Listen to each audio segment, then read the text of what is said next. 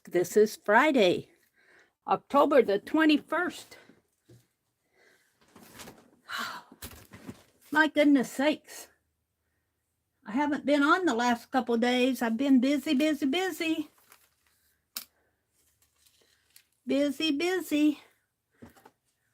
I'm going to use that tonight. But let's get my desk. I'm going to clip these little pieces across because we're going to dye them.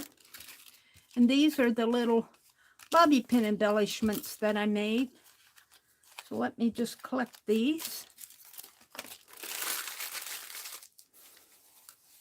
Let me go out to my tablet here, get into my channel so that I can welcome folks in. Let's set up. There's Carol. Hi, Carol. Welcome. Good to see you. Carol goes on. Are you going on tomorrow morning, Carol? I think I had 10 of these. 1, 2, 3, 4, 5, 6, 7, 8, 9, and this is the 10th one. And I've been kind of sorting my desk. Let me fix my chat. You are going on tomorrow morning. Carol streams Saturday mornings at 9 o'clock Eastern. And also tomorrow morning is the 4th Art Saturday video hop. Of course, that goes on at your leisure. The videos go live at 5:30 a.m. Central Time. Let me fix the quality on my stream. And you can watch them and hop through the hop at your convenience. I will go live at 4:30 a.m. just to introduce it and to do my project. And the theme this month is history. Hi, Lucy. Is it Dragoon? I want to call you Lucy the Dragon. Welcome, Lucy. Welcome. Let me put these aside. Well, while we're waiting for folks to come in, I have some happy mail to open, but we'll get to that. Why don't I just sit here and snip these little pieces? Let's put my ink away. One more turn. Come on, you can do it. I'm encouraging my little tray here to swirl around. One more ink pad in there. I don't know about that, though. There it goes.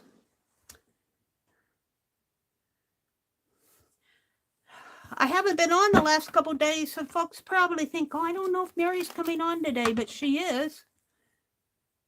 Lucy said, yes, it's Dragoon, but you can call me Dragon. Hi, Nina. Well, while we're waiting for folks to come in, I'm just going to snip this little doily apart. You guys, I've been working in the yard. You saw my video where I learned to use the tiller this week. Boy, I'll tell you, I'm developing muscles. Let me tell you, I'm developing muscles. Hi, Kathy, Calico Kate. Welcome. Hi, Shannon Art Junkie. Welcome. There's Becky. Hi, Becky. Becky got some 45 RPM records.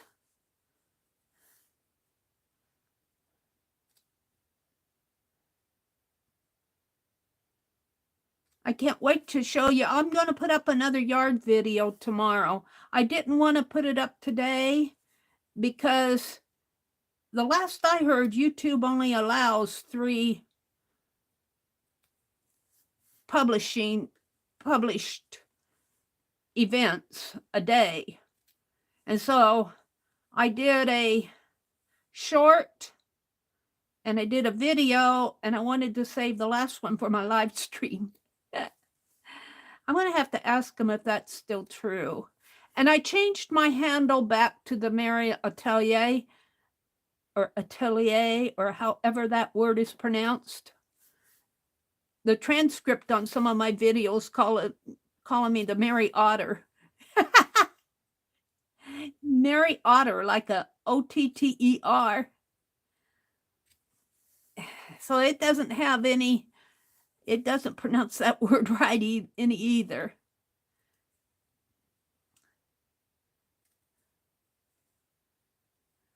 But it's going off of my voice, so you'd think it'd autocorrect my voice. Did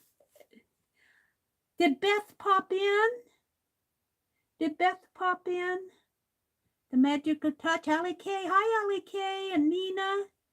And, oh, that's Beth Sowell. Hi, Beth. That's the Art Barn lady up in British Columbia. Good to see you. I haven't seen you for a while. How's the Art Barn going? So good to see you. Do you need that size or regular? You know, it doesn't matter, Becky. I was saying that size so that it would fit into my dream journal. What I really wanted was the song, but I could fake the song on there, put a different title on the record. You know, anytime I want you, all I have to do is dream, dream, dream, dream. Dream, dream, dream, dream, dream. Lucy is saying, where is the Art Barn, Beth? I'm on Vancouver Island.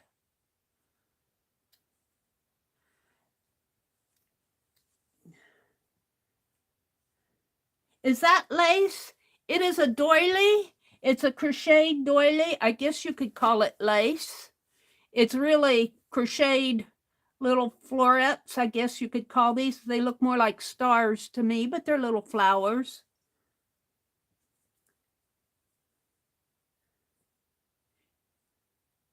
Shannon says she's in Ottawa. Beth is in British Columbia, I think. She says, I'm the Kootenays. Let me go to Beth. Do I have you right, Beth? The Art Barn. The Art Barn. Let me drop a link here. Oh.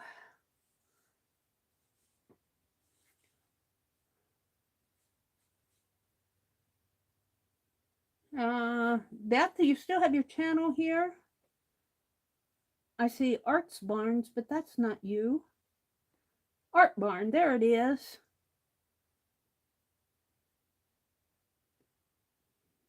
Is that it? The Art Barn? A peek inside of the Art Barn 2 years ago. I think it is the Art Barn. Let me go to the About.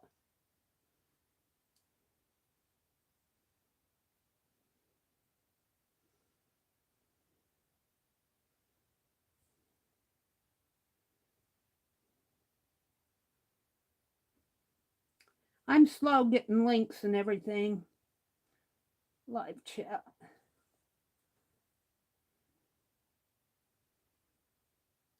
Beth, tell me if this is your channel. I'm going to put it in. Is that your channel, Beth? I thought you had more videos than that. I'm not sure that's Beth's channel. Oh, that's Pink Girly. Hold it. I didn't copy that right. That's Pink Girly's video. That's not what I was getting to.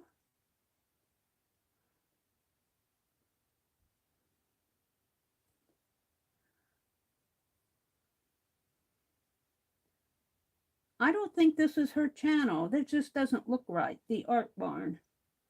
I don't think that's her channel. That doesn't even look like her.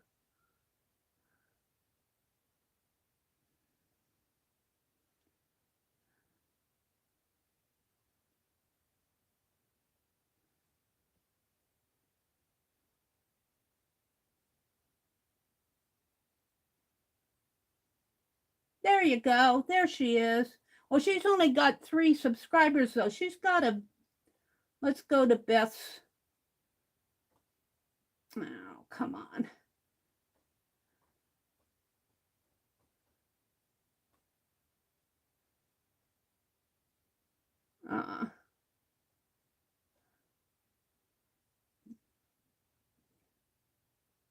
Well, that's her.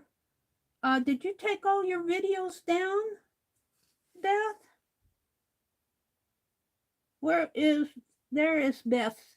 Yeah, but she had... That's Paint Girly. Yeah, I saw that was Paint Girly the minute I put it in. Oops, I had that, must have had it in my copy, and when I hit copy... Beth, I'm going to make you, I trust you, I'm going to make you a mod. Let's make Beth a mod so she can give us... Do you still have your Art Barn channel up, Beth? I made you a mod. Lead us to your channel. I'm sure I've subscribed to it.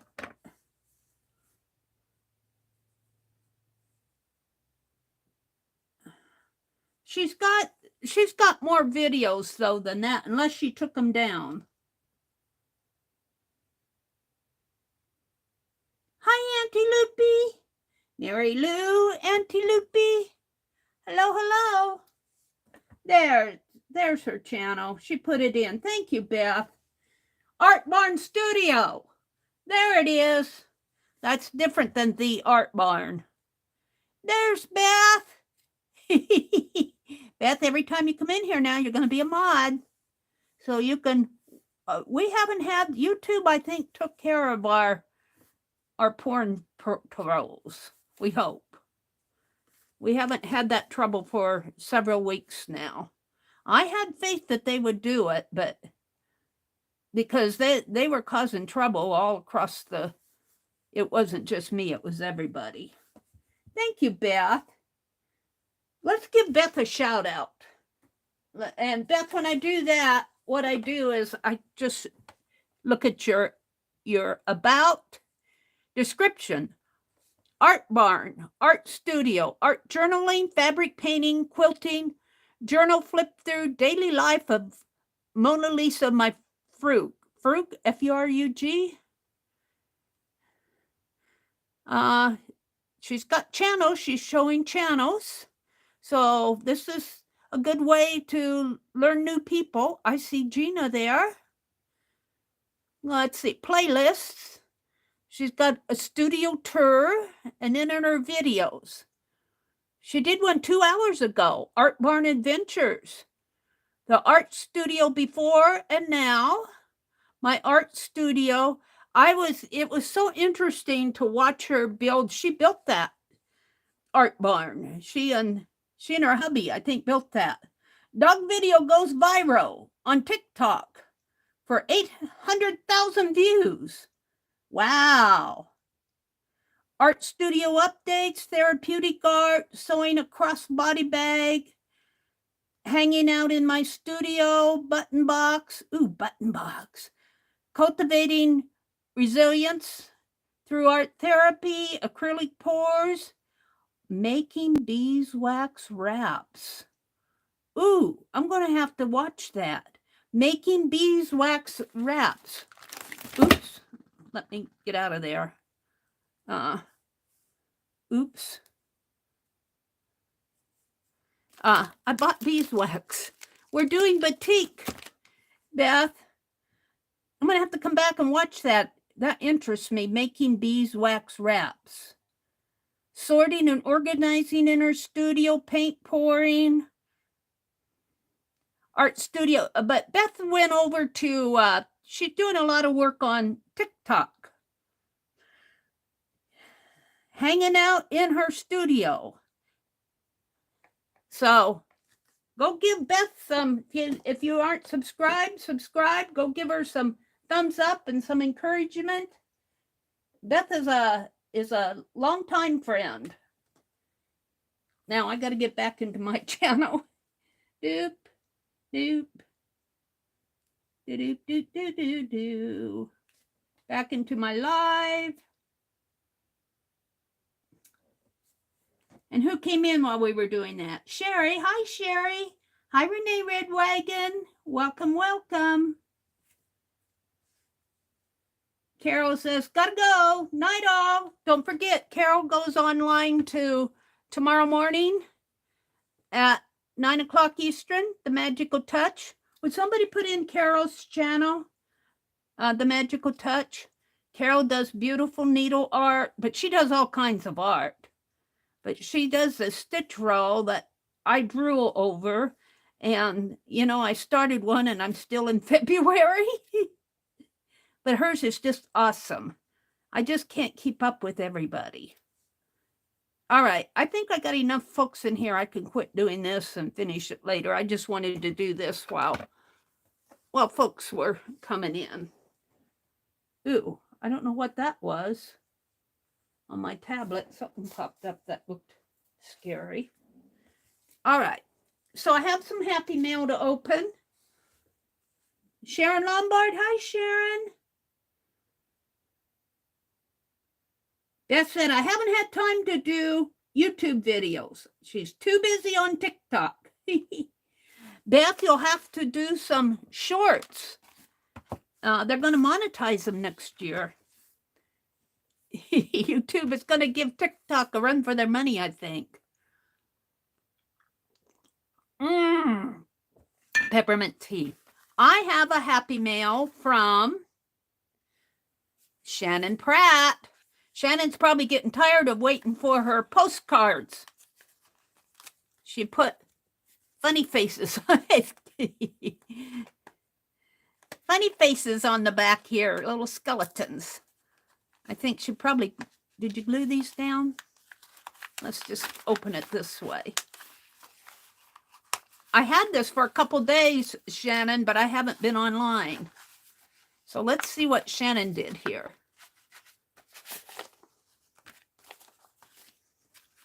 A beautiful card.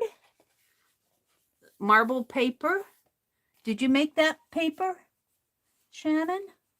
That's pretty. And flowers and buttons and lace. Oh, and an ATC that says, shine like the stars. And look at that photograph. Shine like the stars. Whoops. I can never figure out where my camera is. Thank you, Shannon. And a tag, a beautiful tag. And it says, thanks so much, Meri, for all your support of me coming back to YouTube. I really appreciate your friendship and your wonderful postcards. And I owe Shannon 2 postcards. I haven't sent out anything, you guys. I'll tell you. And then I got a postcard from Artedar that looks like that. Beautiful, beautiful. Artedar. And she says, happy Inktober. I'm looking to you for inspiration. I'm still on day 7, and here it is, day 21. I'm going to get it done, though. And someone to play along with. Oh, dear. Now you tell me. I like your theme. Most likely, I'll just do my own theme and no prompts. Let's have fun. Peace and love, Artedar. Well, if I thought that she was going to play along with me, if I would have known that. Uh-oh. I'm getting quite a happy mail stack over there, Becky. I need to. All right. So I want to show you this tool I got. It's one of those jaunting tools. And I got it. It was not that expensive. I think it was under $20. I don't remember. I got it off of Amazon. And I got it because I want to make fine lines in my batik, or thinner lines. It doesn't have to be fine lines, thin lines. And my paint brushes aren't doing it. And this is handcrafted in Indonesia. And isn't that where all this batik started happening? Rosemary would know. I think so. And made of thick gauge copper, brass spout, and recycled teak wood handle. The box is natural Mendong leaf. Wow. So can I open this without ruining the label here? I think I can. Just like this. Let me turn on my other light here. I gotta stand up. Yeah.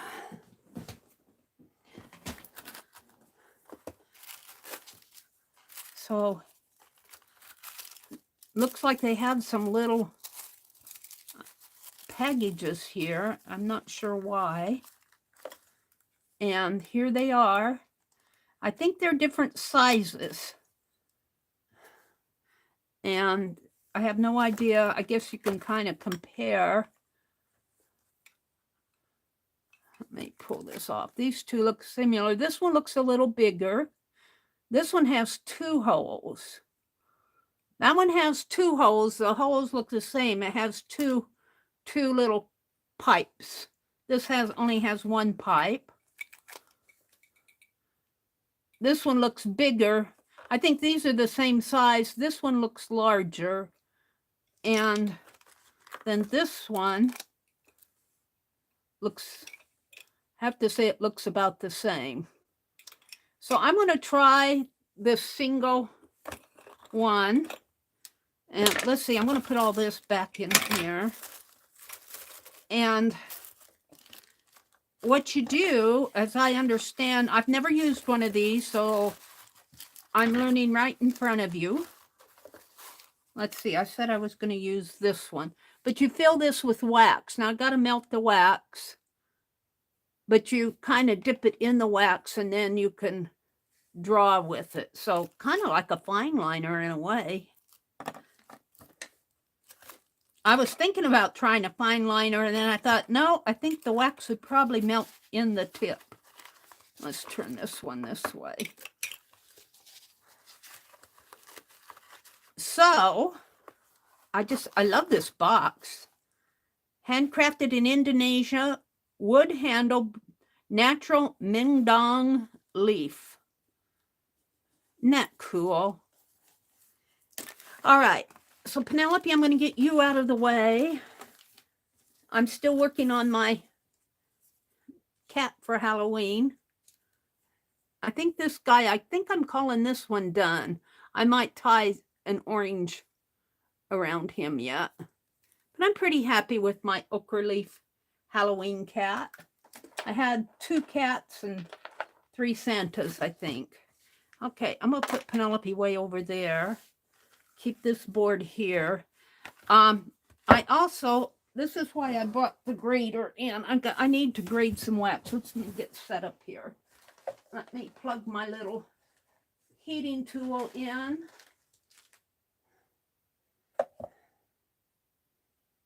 Yeah, we've been cleaning up the yard. There's my iron. We'll be using that later.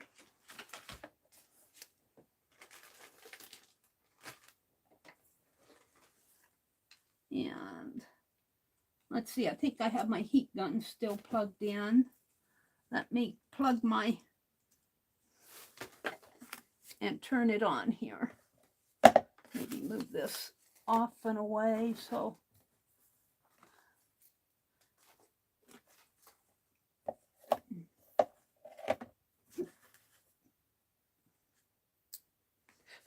there we go. We'll let that kind of stuck to the bottom. What I have here is some paraffin. And what did I do with that grater? I set it down and said we'll use it later.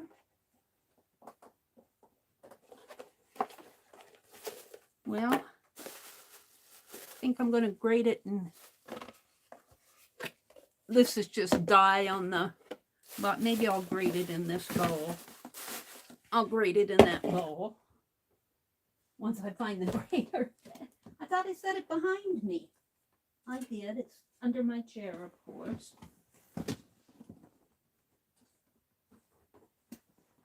And I was using a garlic grater, which looks something like this. I'm going to use this one, which is a little bit. So, Rosemary, our Batik teacher, said that the best mixture that you can use for batik is about half paraffin and half beeswax. And I got maybe a third of the bag left. Going, maybe a little over a third. Well, yeah, a little over a third left, but I'm going to grade some paraffin, and I think I'll probably have to, buy a new grater. I had that little garlic grater, and not only can I not find it, I think it was grating too, and I just got that at the dollar store. This I got at the grocery store. And this, yeah. Let's see if I can break that off. Probably break my...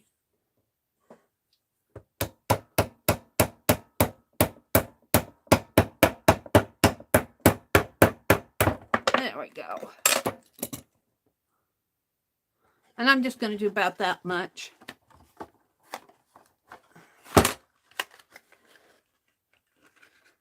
And we're going to try this little jaunting tool, which I know nothing about, except I think it's supposed to be to make fine lines. I did watch a couple videos of people, well, here. Let me put these pictures under here. I got me a new foam board to put under this.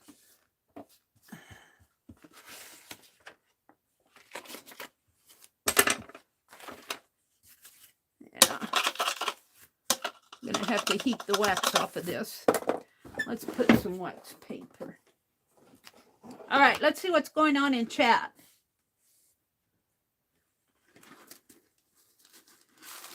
Yeah, have you used that tool before, Beth? The jaunting tool? I'm not even, don't even know if I'm pronouncing it right. I'm calling it jaunting. I think the T is silent. All right, this is Gulf wax that they use for canning. Paraffin. So I'm going to put that in first. I'm just going to grate it in there.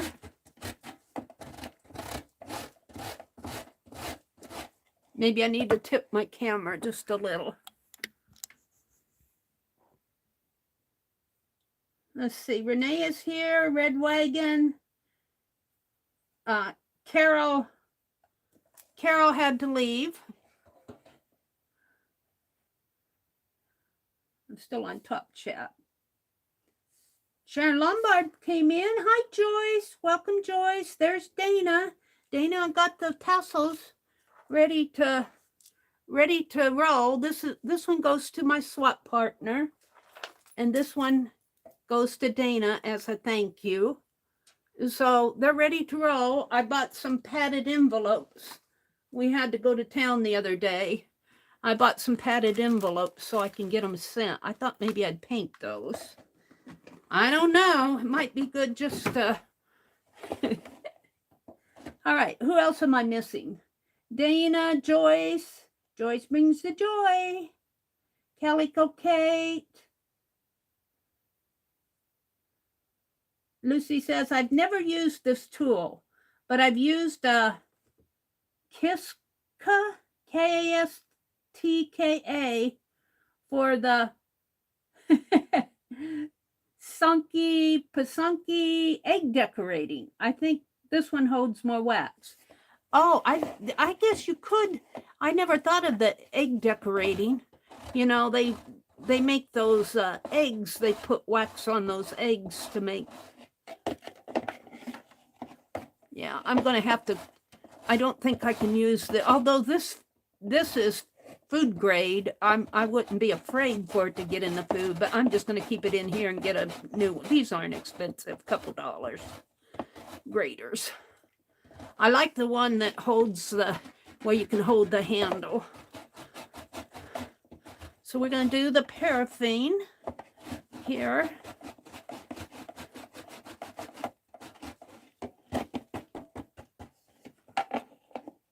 It grades it pretty fine, but that means that it would melt fast too. I wonder, let's try the other side and see if it grades any faster, because I think it'll melt just as good. I think it will grade faster here.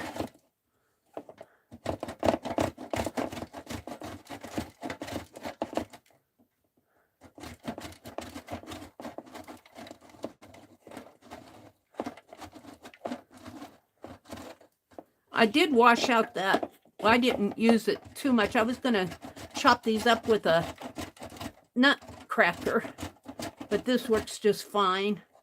But I only used it for a couple swipes. My brother made the remark one day that things kind of disappear out of the kitchen. I'm going, oops. Well, that's quite a bit. I'm going to finish this, though. And we're going to put in about an equal amount of beeswax, and I'll have quite a bit. And I already have in my head what the design I'm going to test it with. And we'll do a little batik tonight. I'm enjoying the batik kit from Rosemary, the Rusty Peacock. I'm enjoying it. I don't quite do mine the same way she does hers with the dyeing. got into a little talk about that. But so be it. I haven't started my dye diary yet. If I can get this little hunk graded here without grating my finger. Alrighty. That's quite a bit of paraffin. So now I bought some pure beeswax. This wasn't a little more expensive, but not too bad. And I knew I'd use it. If I don't use it for, let me move this out of the way for a minute. If I don't use it for batik, I'll use it for encaustic. And if I don't use it for encaustic, I'll use it for candles. But I don't really burn candles much anymore. Well, I do out in the living room, but away from everything. So you guys can relax. Now, the question is, am I going to chunk off a piece? Or am I just going to grade? I think I'm just going to grade. Until I get about a half here. I don't want to grade the plastic.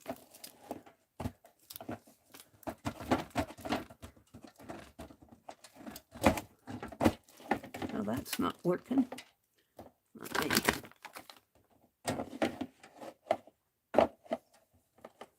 I might need to stand up. I'm sitting down.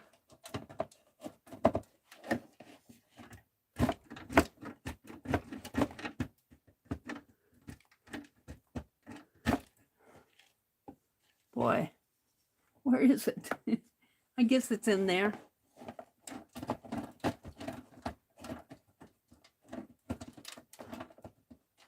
little bit hard to grade.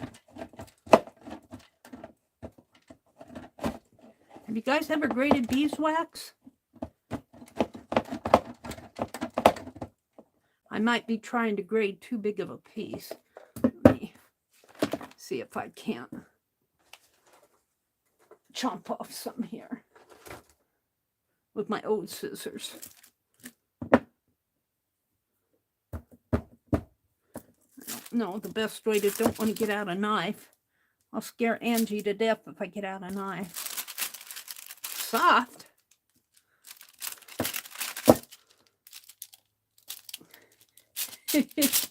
Guys know the best way to break this off? You can make some wax food wraps, Mary.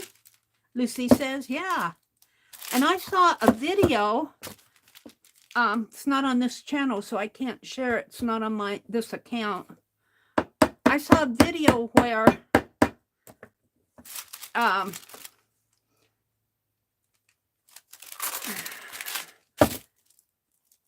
they dipped leaves in wax paper to make home decor. I like to watch home decor videos. Well, this is not, needless to say, is, I'm going to have to get the knife out. Angie's over at Keisha's anyway.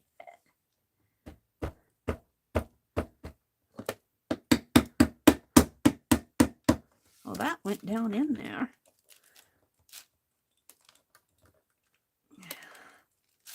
Now I probably have wax all over my blade.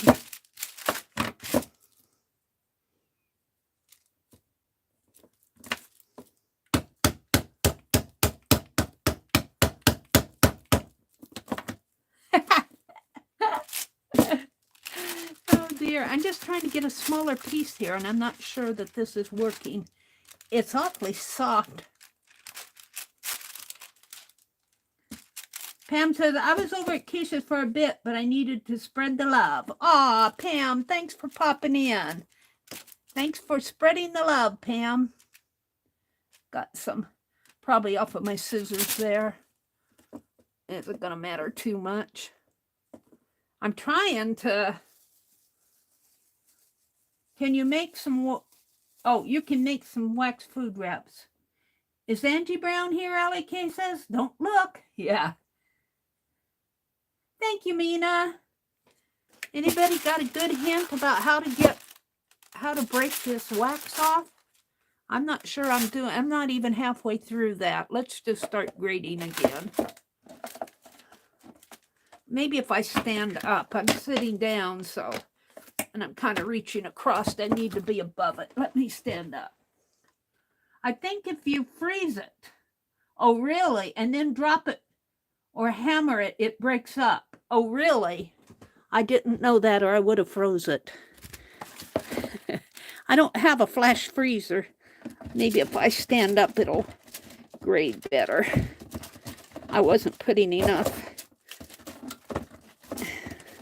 Let me move this, because wax's paper's moving around.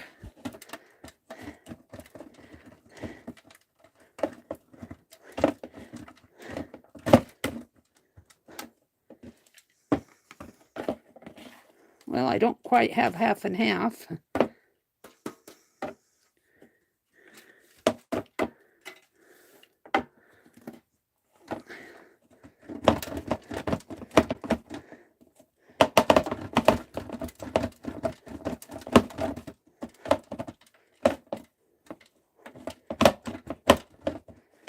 I should have tried this, but I thought it'd be fun to do it in front of you guys.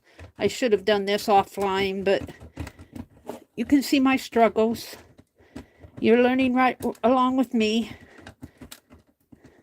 You'd think I'd have just about the same amount. I'm getting there, I think. It's hard to judge unless you have chopped up pieces, squares.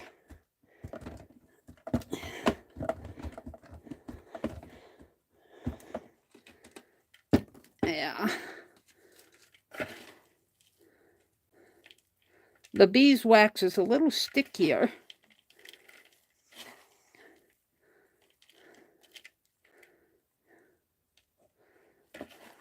I'm going to put just a little bit more beeswax in here, and then I'm going to call it. It's all stuck in there. The paraffine's all stuck in there. I don't know if I can ever get that. Maybe with a heating tool. My poor brother. I bought this, though. This wasn't his. I bought this at the grocery store because I got tired of... I grate cheese when I was making pizza. I like to grate my own cheese, which is a lot easier than grating this piece of beeswax. I'm going to try freezing it. Who told me that? Lucy? I'm going to try freezing it after tonight and breaking it up into smaller... I don't know if it'll grate smaller pieces or not. think I could control it better. It's awful, feels heavy. Well, I'm going to call that about the same. We'll see. Make sure I have it all out here. That beeswax is kind of sticky stuff. And we're going to put just a little bit more in my tool. Look at that. I bent the grater there. And I don't know if that'll ever, I know, I probably run the heat gun over that, melt it. But I'm not going to do that now. All right. We're going to try to melt some of this. And we'll see. I'm just going to put it. Rosemary said she did her own. I'd like to know how she did it. Maybe she had one of those little magic bullet things. I have a magic bullet, but I don't want to get it all messy with wax. So we'll just put some in here and see what happens. The paraffin is grated.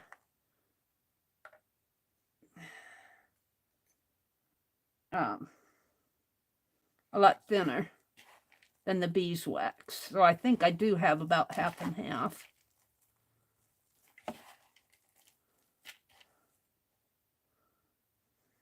I want quite a bit in there because I want to be able to dip my tool in there. Oops. Is that gonna...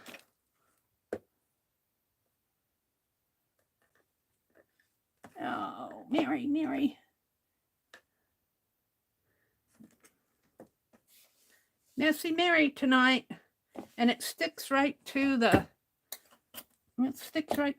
table once it's down. All right. I'm gonna put the rest of this in that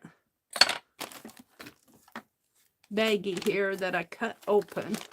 And I'll have to be careful that I don't spill it. Let's do it this way.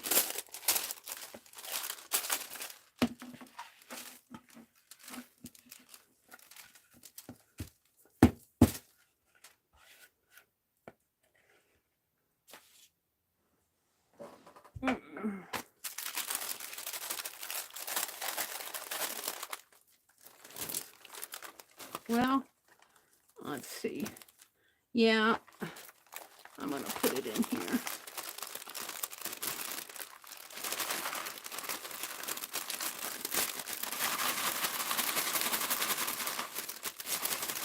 That's quite a bit, I have to say. And I'm just going to throw that away. Wipe up my mess. Yeah. I had a band here. Now I'm going to have to find a place for this stuff.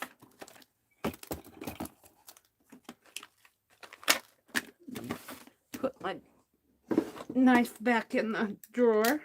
Put my scissors away.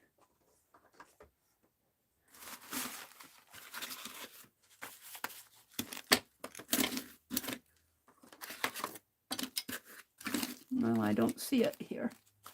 I had it tonight. I saw it here. I did something. I thought I put it back over here, but I don't see it. All right.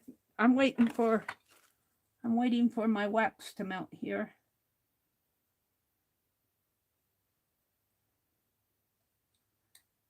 I think I saw some candle warmers at Walmart.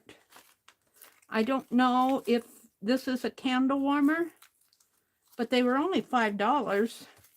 They were selling them where all the candles are sold. If you don't have a little heating tool, you might try one of those candle warmer things. Well, maybe I put that in the drawer. I don't think I did because It'd be too hard to get the drawer open. I'm just going to set it here for now and set this stuff over here so I have a... Yeah, I'm going to have to take my heat gun over this and melt some of the wax, I think. Wax and glue.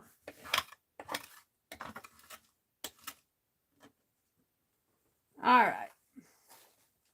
You can see it up in there. Whatever this is. I think some of that is glue. So while I'm waiting for that to finish, I got some muslin here because I ordered some muslin because I didn't think that, and I ordered quite a bit because I can use a lot of muslin. This is a thicker muslin than those sheets. I think there's 4 yards of it here. And I'm just going to cut off of the end here a good square of it, or a piece of it, if I can get to it here. It's, of course, folded all crazy daisy here on this side. It's pretty good on this side. And I washed it. And that's why it's folded crazy. I pulled it out of the dryer and kaboom. All right. Here we go. I just want enough that I can get a piece off of it.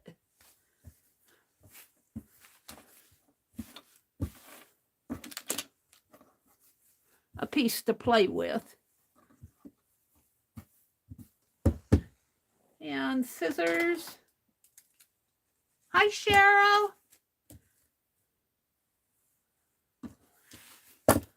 Let's turn it this way and mark it. Cut about to here. I wonder if I can tear. Yes. We'll tear this entire edge off, and then I'll have a piece to play with. I'll have several pieces to play with. And then I'll put this behind me and worry about that later. I also got some unbleached. This is I'm going to use for the dyeing. I'm not ready for that yet. We're still doing batik.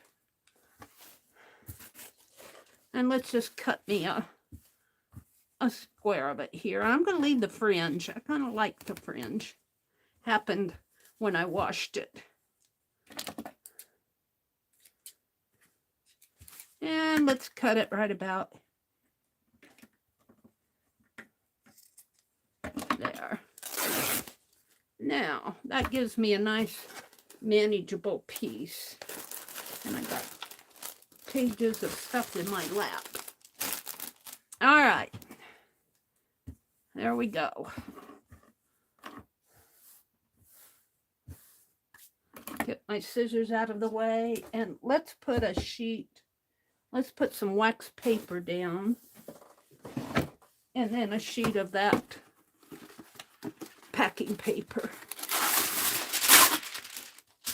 Maybe 2 sheets of wax paper. I bought some blue dye too, fabric dye. And I suppose you're supposed to use warm water for this.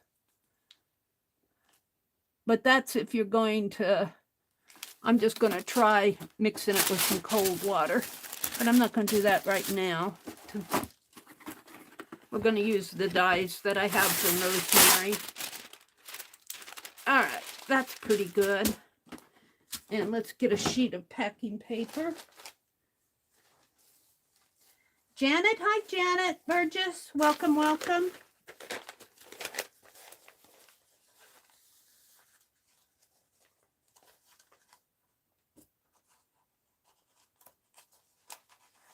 Somebody asking what batik is. What are you making, Beth says. Oh, there's Beth Schuler. We got 2 Beths tonight. Wow. I love it. All my Beths are coming in. Well, you're not my Beths, but you are my Beths. B-E-T-H, Beths. plural, S.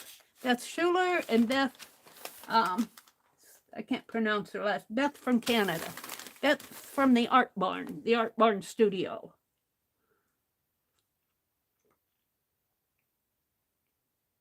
We are doing batik tonight, Beth. I'm still playing with batik. I've done, I think most of you have seen my bee. I did a bee, and then I did an art journal. Somewhere is my art journal. I wouldn't guarantee you exactly where I saw it when I was looking for my, I don't know what I did with it. It's here somewhere on the bottom of a stack. Now, let me look for it. There it is. We did a art journal. I just have too much stacked up over on here. But then I want it. Now, let's put that on the stack. Let's get this off my lap.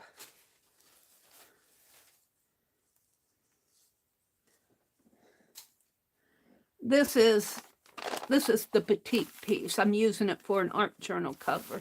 And what's so neat about these, maybe I should zoom out a little now so you guys can see a little better. What's so neat about these is you can see the design on both sides. This is fabric dye, and you put wax on the places that you don't want the dye to soak through. Like these trees were waxed, and all of this white was wax, and then you iron all the wax. So you dye it, and the wax resists the dye, and it dries pretty fast, I have to say. And then you iron the wax off, and that's really the fun part. That's when you start to see it happen. And then I did some more. My third trial, I tried on, I tore up a bed sheet, and I have found out pretty fast that my dyes soak through the bed sheets pretty fast. And so I had strips, and I just made page borders. I was playing with my batik one night, just playing with different designs. And then I just made a journal. I don't know what I'm going to use the journal for, but there it is. But tonight, I had found out pretty fast on here that I could not make fine lines. And that's when I learned about this tool. Yeah, let's stick my knife in here and see. Boy, it's turned a pretty amber color from that beeswax. So you guys should be able to see this. Now, I know the design I want to do. And let me get a pen. What did I do with my pens? I put all my pens in those boxes. Let's see if I have one out here. We'll use this marker. What I want to do on here is, I'll draw it on the back here. I want to do do you remember when I was showing how to draw tatting? Where you start out and you do the flower like that, you know, and then you just kind of keep looping. And I haven't done this for a while, so I'm still learning myself. And then you come in and you make your little loops. I want to try that with this tool, this type of thing. And I might put something else in here too. I'm not sure what, but that is what I want to try on here with this tool. And then I will first of all, I've never used this before, so who knows how this is going to turn out. Now, the way I understand it is you dip it in their wax, and I may need a, well, I guess I'm getting some in there. I need a deeper tool, but let's just make some lines up here. Now, of course, I got a thread in there.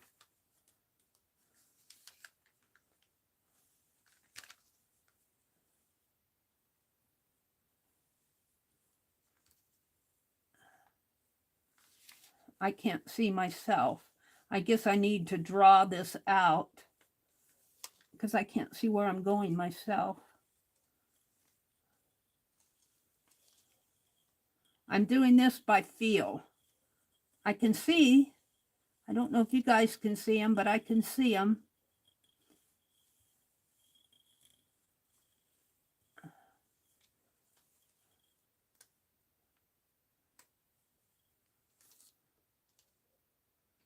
And I'm going to, I need a hot pad is what I need. See if I can't fill this.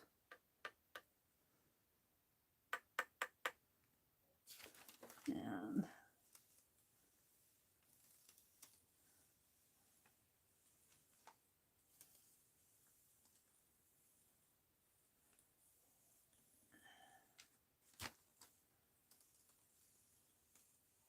now I'm doing this by feel more than by sight. And we'll see how it turns out. And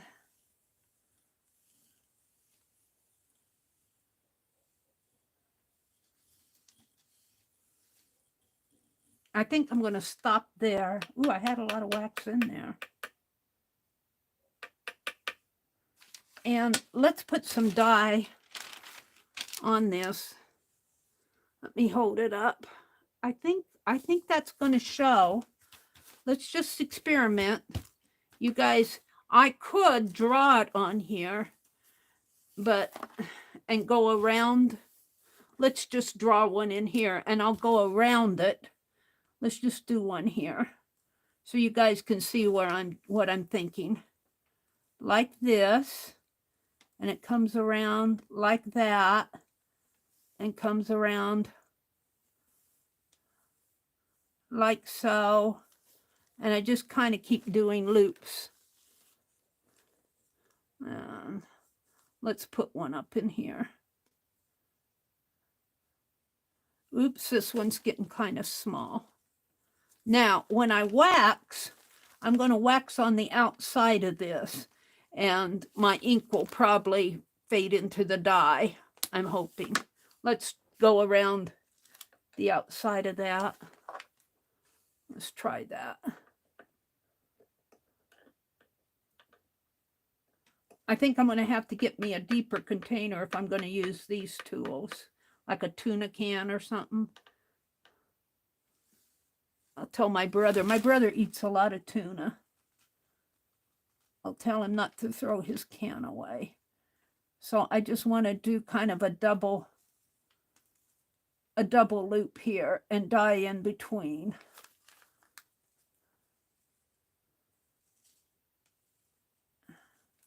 And who knows how this is going to turn out.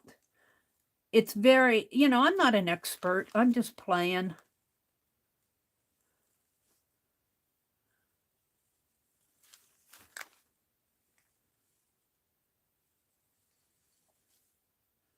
But I think the more I do this, this is the first time I've held one of these tools. So I think maybe I need to hold it just a little above the fabric rather than on the fabric, so that when I hold it on the fabric, the wax can't come out. If I hold it above the fabric, the wax can come out. You know, and we're so used to drawing with our pencil hitting the paper. I think that's probably the, and some of these may not, you know, because I can't see where I'm getting the, I can't see where I'm getting the wax. So I think it's out here. It's either out or stopped up.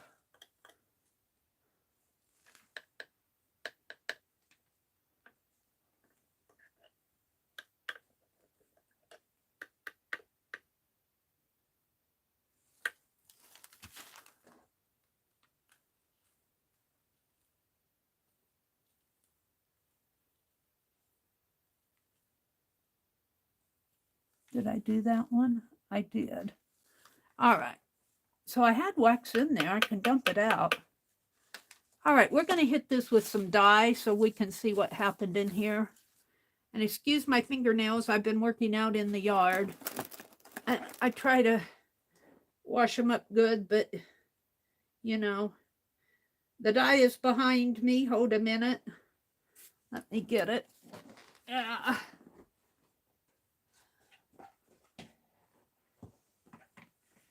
Oh, let me stand up. It's over here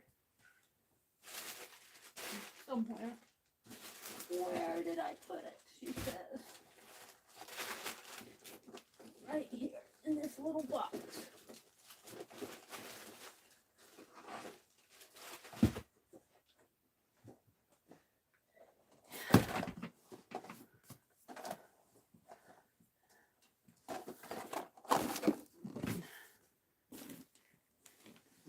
Let me look at chat. Let's see. I'm going to use the teal and the magenta, I think. I haven't been using much magenta. I'm going to do teal over here and hope it blends in with that blue. And I also we have orange, yellow, and black. And I've been putting them in these little cups. This is clean, it's just stained. Now I have to learn how to play with this tool. Let me look at chat. Let me refresh it. Hi, Lisa. Welcome, welcome, Lisa, my eclectic life. It's good to see you. She says, thank you, Beth. I've enjoyed it. I'm sick today, so I'm not sure if I'll feel like streaming on Monday or not. I still plan to try as of right now. Okay. Lisa, usually when she streams on Monday nights. And I think it's at 5:30 now, Lisa. Am I right or wrong? Yeah, Allie K says the tool that Meri is using is called a janting tool, TJANTING. And this is a little, I think they said it was brass. And it's got a little, it almost reminds me of the fine liner. It's got a little pipe in there, a little shank. And this, you dip it in your wax like that. And I have found that if I put it down on my fabric and want to draw like a pencil, that wax can't come out. So, but if I hold it just a little bit above my fabric, that wax can drip out. So that's something I've learned tonight. Somebody else probably already knows that. I need a brush and a towel. Get a towel here. But Rosemary says you can just use a paintbrush if you don't mind. Well, the thing about a paintbrush is you don't get fine lines. This tool gives you a drawing line. And I tried it with a smaller brush, but the brush did not dispense. The small brush did not dispense the wax. Now, I don't know if it was the brush I was using or what. And this dye came from Rosemary in her, Rosemary is the Rusty Peacock. It came in her Batik kit that she's doing in October. And I got some more squeeze bottles like this. I'm very happy with the squeeze bottles. But what I use the brush for is to apply the dye.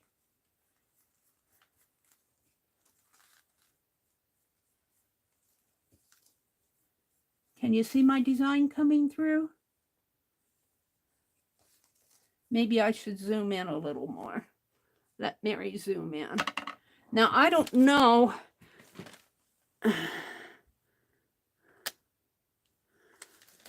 Let me pull it down. I don't know if that's going to be enough to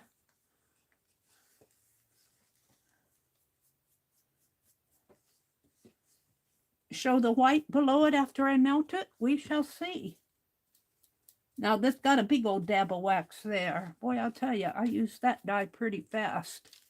And it is going on my paper. But I like this thicker muslin because it holds the color well. They have nice paraffin kits. Yeah. I don't know what their paraffin kits are about, but Rosemary says to do both paraffin, mixed paraffin and beeswax to get the right consistency for batik.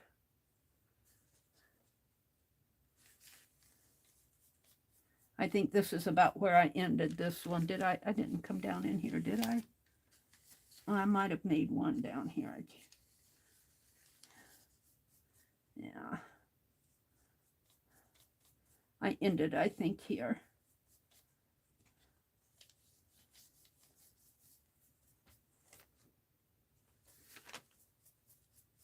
Well, I'm liking that. I'm going to also iron this tonight. And I'm doing the little floral because it's got fine line. Boy, it's really soaking up the dye. Oh, I was going to do, oh, well, I did it exactly the opposite. I always do everything exactly the opposite, even of my own stuff. I say I'm going to do one thing and then I do exactly the opposite. I do it to myself too. I do it to other people's projects. I always do the opposite. It's just my head.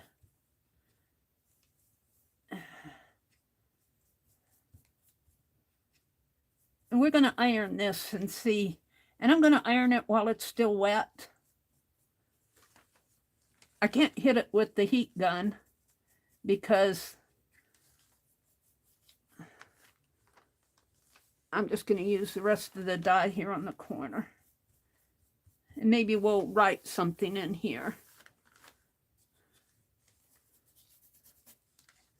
Let's get the rest of the dye out of this.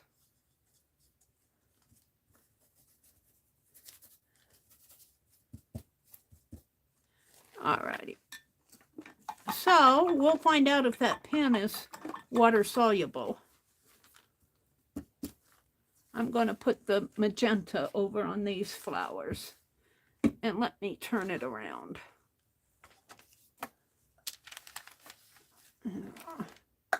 Hold on, I'll just turn the whole paper.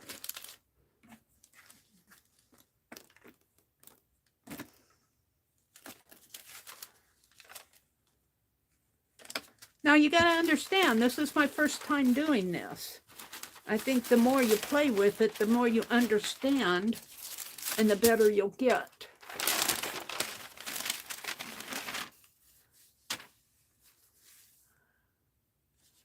It'll be interesting to see what happens in there. I think I got more wax on this. Where's my cup?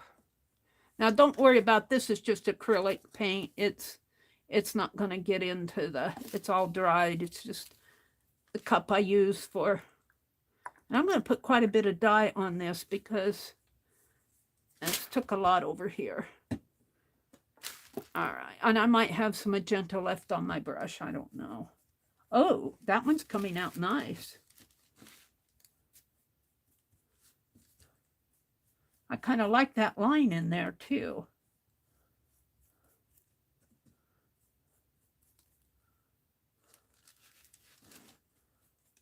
Now I'll zoom in when I iron it so you guys can see it a little better. I think I'm still a little far away from you, but I want you to see the process.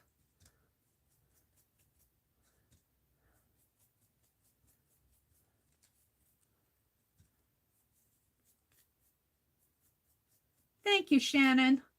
Hi, Kathy Arbor. Mary, I think you need to heat up the copper head so it stays warmer longer. Oh, really? Can I just put it on the, well, really? You mean before I use it, heat it up? Okay, that's a good suggestion. I'll do that. I'm going to iron this out while it's still wet, though. I got some dye in there. I'm going to leave it. Let's just put this here. And I'm going to iron it while, oh, I got to get my iron. I'm going to have to unplug the little wax thing to get the white iron plugged in because I've only got one.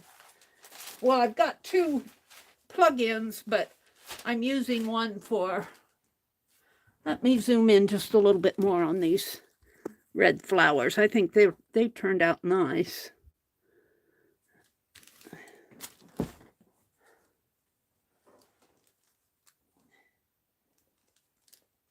I need to plug my little iron in.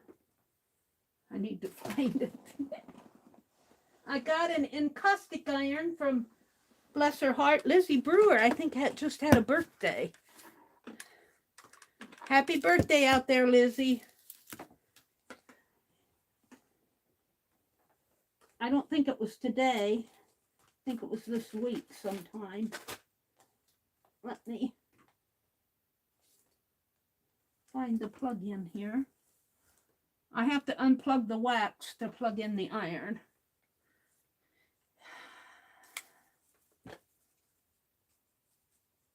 You should wait for this all to dry, but I don't have the patience for that here. If I was doing this alone, I'd probably walk away and go out and work in the yard. I made a video of what I did today, but I didn't want to show it tonight. All right, I'm just going to let that warm up right there while I read chat and have a sip of tea. Allie K, see Kathy Arbor above. Yeah, I saw that, Allie K.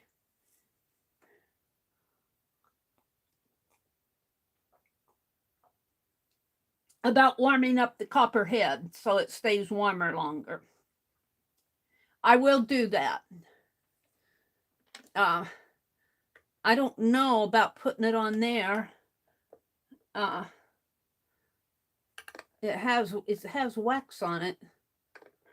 I don't know. I'll get my thing all waxy. Have to think of how to do that. Let's see what else is going on out there. This is the first time I've done this, so this is very, very experimental. Lisa says, I'm glad, Shannon, I had to change, so I'm glad it helped some people. They have nice paraffin kits on Amazon.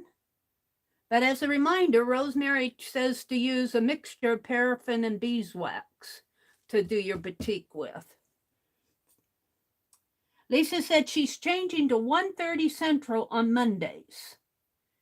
And Shannon says, great, I can make it at 1:30 Monday.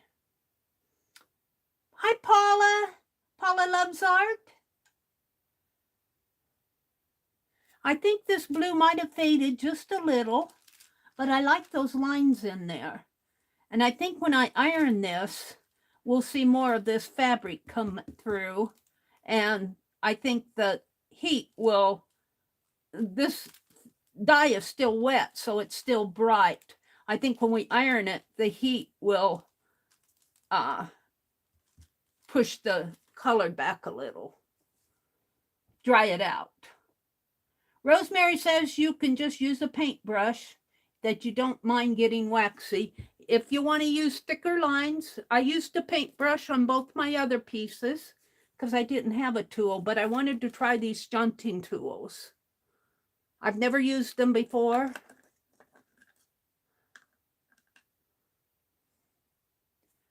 I suppose I could put it like this and leave it like that when this is on, and that would probably keep it warm.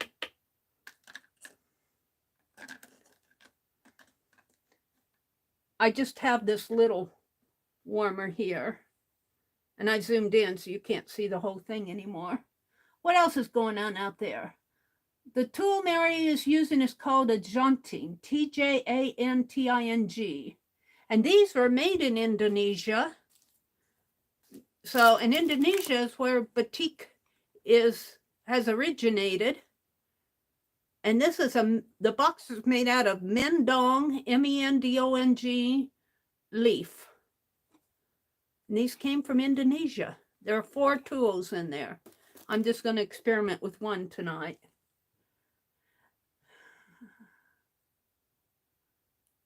And Allie K dropped a link to Rosemary's Etsy shop. Des Schiller says, I'll have to get permission to buy another candle warmer. Beth, try Walmart. I was looking at these little round candle warmers. Like, if I can get it over here. Like this. And they were only $5. Now, I don't know if it's the same temperature as what this one is. Rosemary tested the temperature on these and said they're just, looks like I got some pink dye in there. I don't know what I did there. Where's my tool? What's going on there? I think I got a little pink dye or something in there. Maybe, oh, I put my tool in the dye.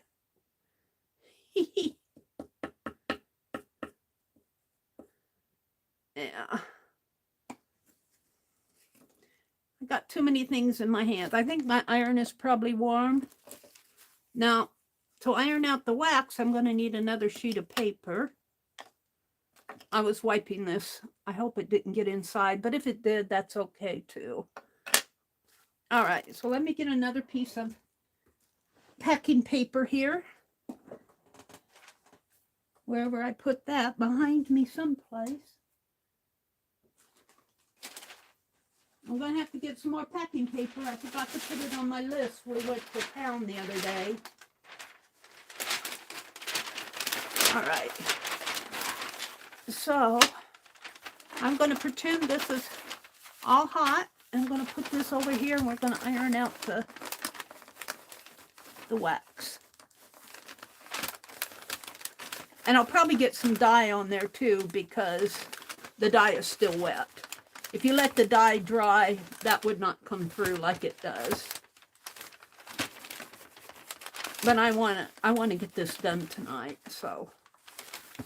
And so you iron off the wax. And I tend to want to go fast, but I think you should go slower on this so it has time to melt the wax. Let me get another. And I don't mind on this because I'm just playing. I don't mind that it takes off some of the dye. I thought it probably would. Ooh, it looks like it's sticking to my paper. I thought it would probably push this. It took off some of the dye, but not a whole lot. I thought it would, you know, as you're, any color that's wet will be brighter. Even if you let it dry, it would be, it would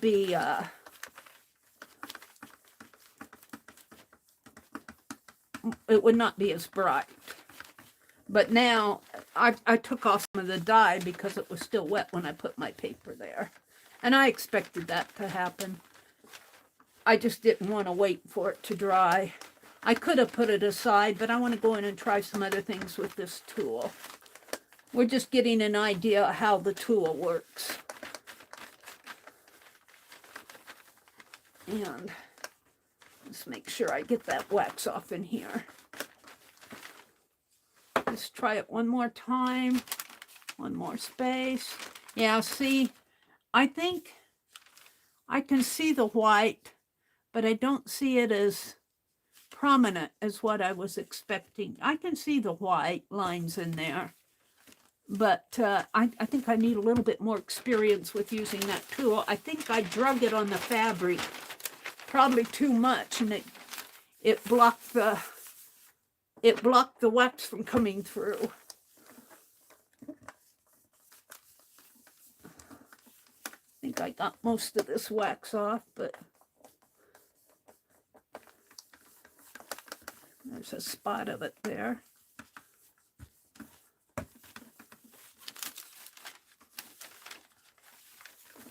I'm getting some of the blue over on the other side there. Let's do the blue.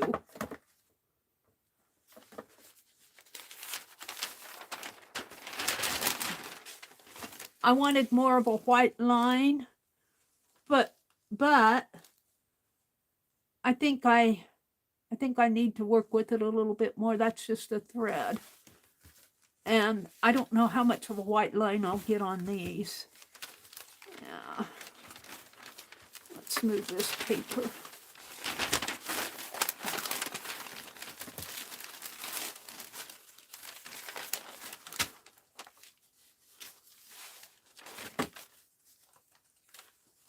A wax went clear through the back here.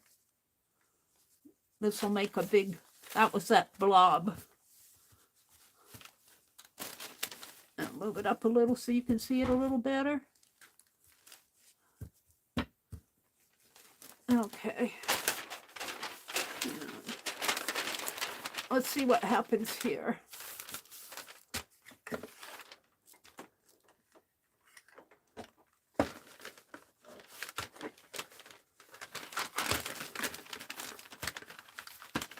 I think this is where that big blob of wax was, right here.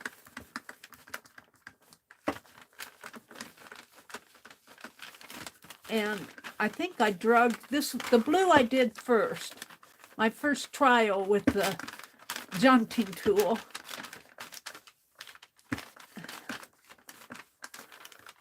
Well, I'm seeing a design come through, but I don't know if I'm going to see the white lines.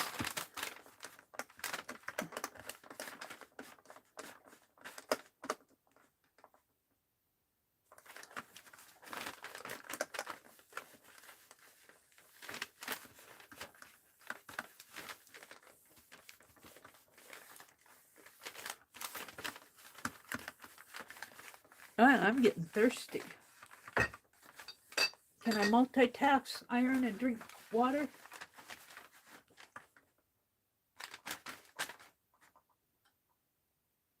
I worked in the yard all afternoon. Well, actually, the morning too, because I went out before the mail, before my brother went to get the mail, and he gets the mail at 11.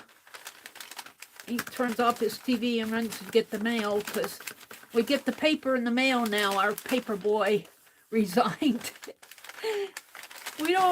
Paper boys are hard to come by anymore. They don't like to deliver papers.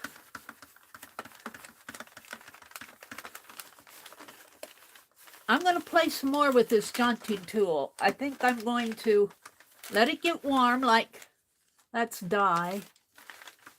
Let me wipe that up. I probably spilled it from all the jiggling I've been doing over here. All right, let's lift this up and see what happens. Look how fast this wax cooled off. I had to unplug it to do my ironing. Yeah, you can hardly see the lines here, and I expected that. I see them better on here than I do on there. So I might play with a different color on this now. Maybe I'll just put some black, some bolder lines in there and see what happens. Let me find a place for this iron to cool off.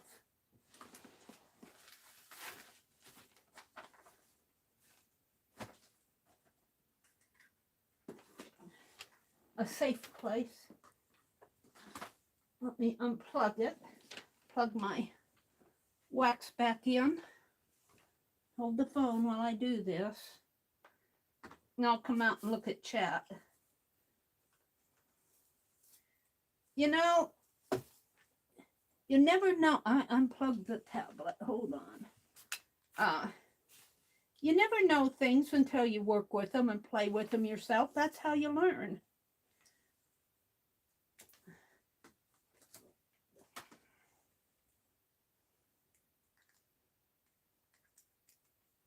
All right. So I'll save that paper. And I don't think this one, you can see some spots in there where it came. If I hold it up to the light, I can see more. I wish I could put a light under this. I can see the designs kind of if I hold it up to the light. You can see them a lot better over here. So I'm not disappointed in it. I'm learning. So let's try let's try heating up my tool here. I don't want to set it. Let's move the die. And let me zoom out again now so that you guys can see better where things are. I don't know if I have room to heat up this tool other than just putting it on the little container.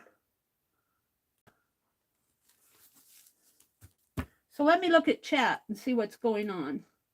Lisa said she can't stay long tonight. Allie Kate, let's see, what did Beth say? Beth said, can you use food dyes? Rosemary is doing a whole session next week on dyes. I'm sure she's going to have some food dyes in there. Now, whether you can use them for batik or not, I don't see why not. Myself, dye is dye. In fact, I think, was it you, Lucy? I don't know if Lucy's still here. We were talking about commercial dye and how toxic it can be. And if you make your own dye, I would think if you make a dye, you wanted a nice, brilliant color for batik. So if you can get like my black walnut, I could probably dye this with black walnut. Oh, I think I have I think I have acorn dye in here, which is not as dark. My black walnut is just beautiful, dark. I'll have to bring it in. It's out in the kitchen. Do I have any over here from last year? I made a new batch of black walnut dye this year. I think I used it all up in here. It's out in the kitchen. I'll try some batik with black walnut dye. I'm going to go over this again. And the lines on here now, if I put more wax lines on here, the lines will be blue instead of white. If I put black over this, I'm going to leave, I'm pretty happy with this. I'm going to leave it. If I hold this up to the light, I can see those white lines real nice. I think I needed to wait for my dye to, and here again, this is an unbleached piece of fabric. This is not bleached, so it's a natural color. It's not a bright white. So you aren't going to see bright white coming out in here. But I'd like to learn. The reason you see this pattern so well is because I drew it out. You see the blue lines. I'm not sure if I would not have drawn that out, you may have not been able to recognize the flower. You might have. It's iffy. It's iffy. So my conclusion from this experience is you need to work with it to learn. Now, I bought some dye at Walmart for, this cost me $1.97, I think. And I think you have to mix this with warm water. Stir in 1/4 cup of salt. Pour dye in packet and stir until dissolved. But they're talking about dyeing like tie dye or fabric dye. I'm wondering if I can just sprinkle a little of this in a container and put some water in there, if it will dye. While we're waiting for my, oh, it's starting to melt here. Yeah. Let's just set this on the, it's going to get my, there's not room for it. I'm just going to set it right there. While I'm waiting for that to finish melting, do I have an extra container available? Renee sent me a whole bunch of containers, and they're in a box over here. What box are they in, Mary? where I put them. Mary's digging through her boxes again.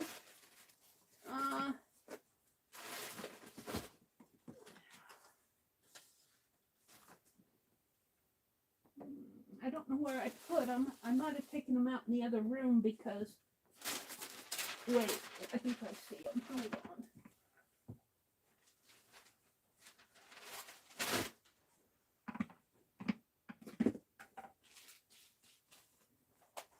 My packing paper. Oh.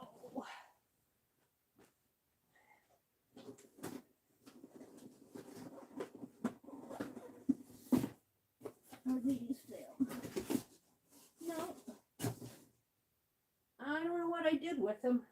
I think I took them out in the other room.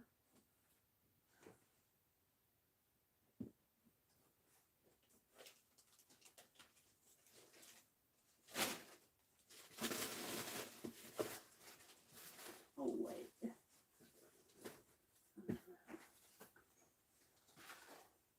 Trouble is, I have so much stuff.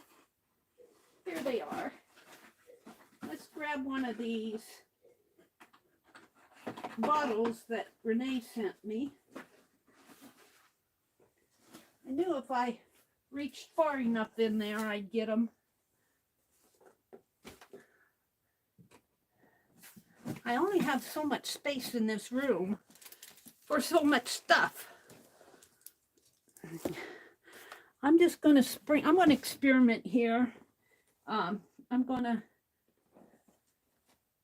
just going to add some water. I got some water in my grapefruit jar. We're going to put a little bit of dye. And I'll have to make sure I don't spill this after I open it. This is royal blue. I'll put a little bit of dye in here.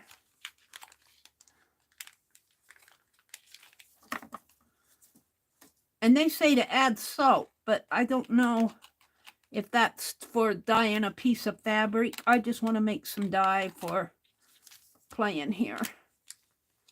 We're just going to add a little bit of dye. Now,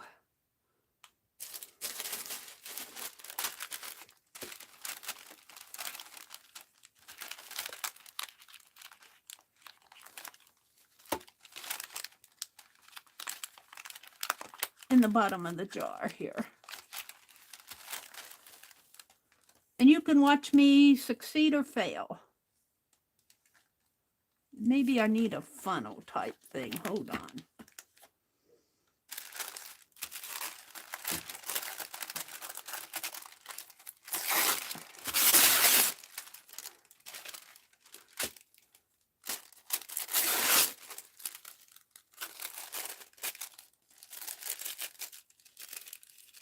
No, it's too much paper.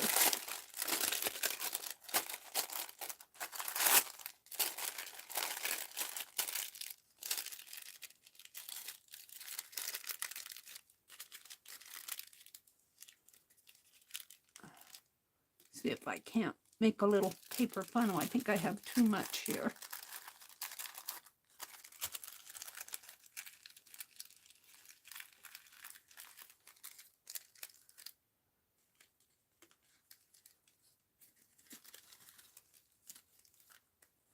And let's put a little.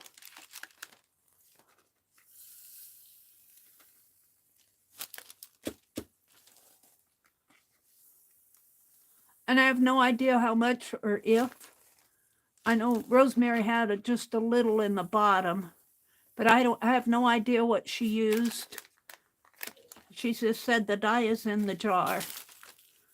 So that looks about like what was in what Rosemary sent me. Now, let me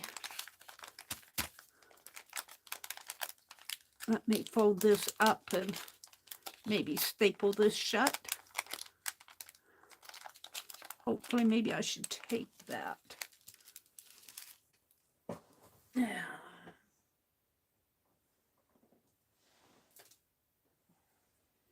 hold the phone. I have masking tape here. I bought masking tape the other day. I'm going to label all my dies that I made. Cheryl dropped the link. The salt is there to set the die. Well, I don't have any salt in here, so the die on here is not going to be set. Thank you. Who said that? Hi, Kathy. Thank you, Kathy.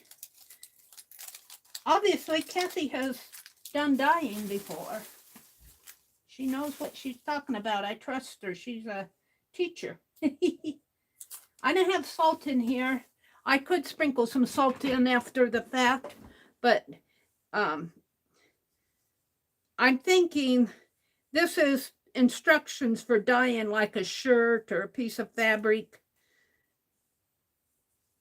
The dye on here, whether it's set or not, I don't care. I'm looking for the beginning of this masking tape. They gave me the, there it is. I want to tape this package shut so I don't spill. Looks like I spilled some there.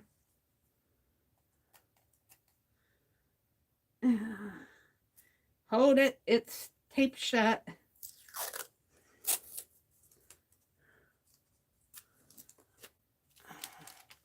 I just don't want a bigger mess than I have.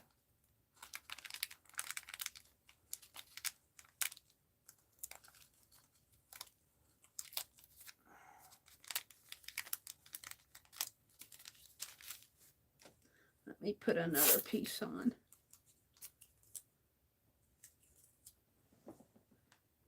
I couldn't find the inch. This is only like a 3/4 of an inch. There, that should hold it enough. I'll put it in a baggie. Now let me take this and shake it and see if I can't put it in the bottle.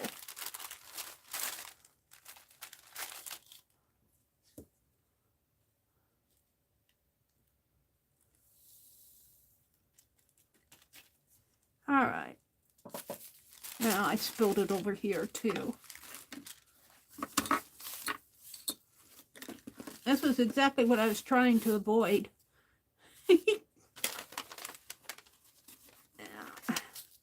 Whoops. That wasn't what I wanted to do. Let me throw this towel away from me. All right, hold on. Of course, I'm doing it right over my piece. All right.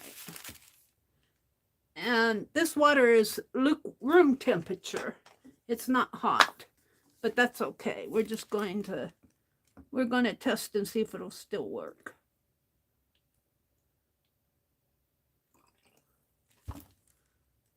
Well, I see it blue.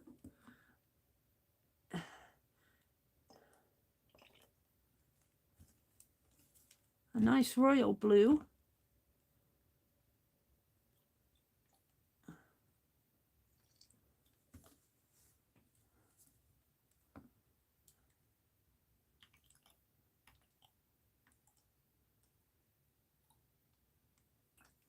There. Now I'm going to put the lid on it.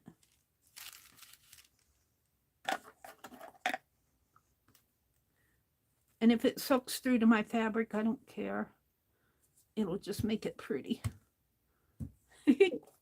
So I don't think for this purpose, I'm going to shake this up a little. And let's throw this away.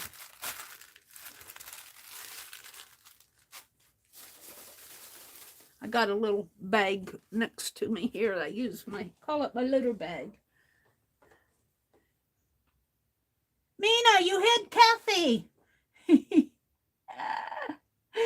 Oh dear. Kathy, you're back now, Kathy. Allie K unhid you. Thank you, Allie K. Allie K unhid you. Mina, that's okay. Mina works off of a phone, so I completely understand. Now, ouch, that's hot. Kathy Arbor, that's hot. We're going to try the same thing. I'm going to tip my tool a little to get some wax in there. I think I need a deeper pan. All right. So now I don't want to touch that metal. And I see it dripping. Whoops, I poured it out. Now I wanted to, wait. I wanted to go over this. It's stuck on there. I wanted to go over the blue. Oh, I'm just getting it all over my plate. Hold on.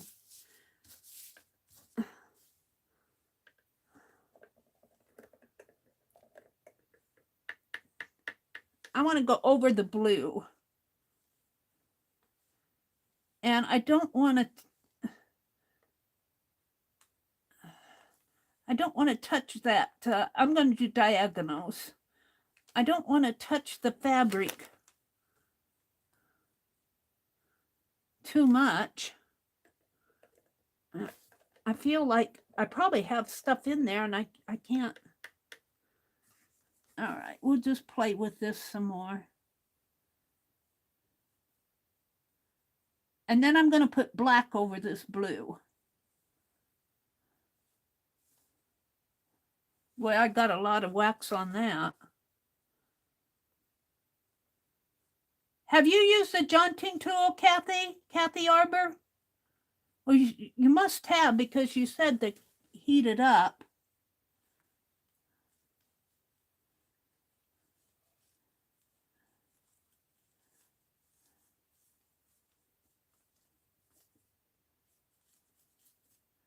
So if I put black over this, I should see blue lines peeking through.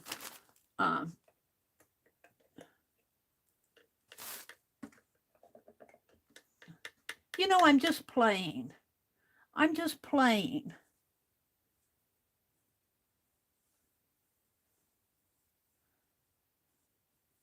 I'm doing a diagonal here on the corner.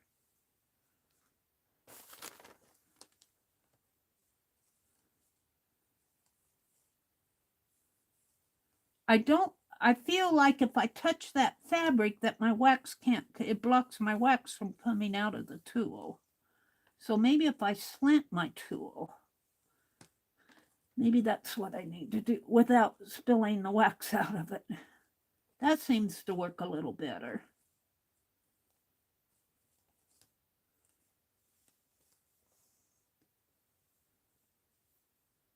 Let's start here and go up.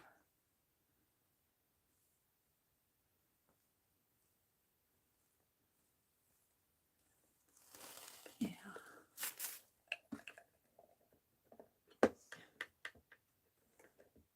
I need a deeper pan. I know I do. Whoops, I got some dots of wax there. Let's just put some more.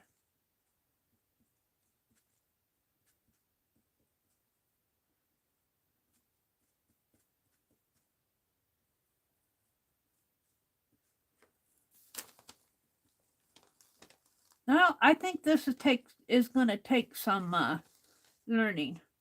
I know I have wax in there because it pours out. Kathy said, I always use my phone for watching, so I totally get it, Mina. Mina's always, she says, oops. Kathy says, I think you need to have more than one heating while you're using. Yeah. And I only got this little heating source here. And I've only got one plug-in that has two plate, and it got the tablet plugged in one side and this plugged in the other side, the warmer. All right. Now I only did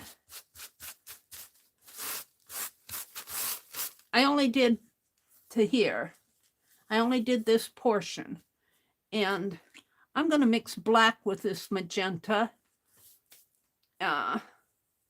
I could mix the royal blue and see what I get. We'll do some color mixing here. Will I get a pretty purple? Where's my brush? I put it back in the water. Let me close my lids. And a paper towel here. You know, play. That's all I'm doing. This is not a lesson. This is a experiment.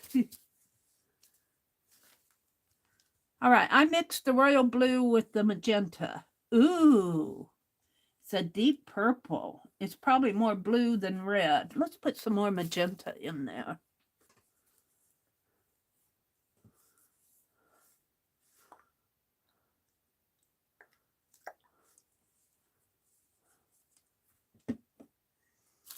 Kathy, somebody asked, Beth Schuler asked if you could use food grade dyes. And I'm thinking she's thinking like stuff you make. Have you ever tried that? Have you ever tried that with Batik? Ooh, this is going to turn out pretty, I think. I got more wax on there. So see, this is my second attempt with that tool. And next time I go to Walmart, I'll pick up another, except I probably won't have any unless I unplug my tablet and then plug it back in right away. I put some dots out here. Let's get those dots.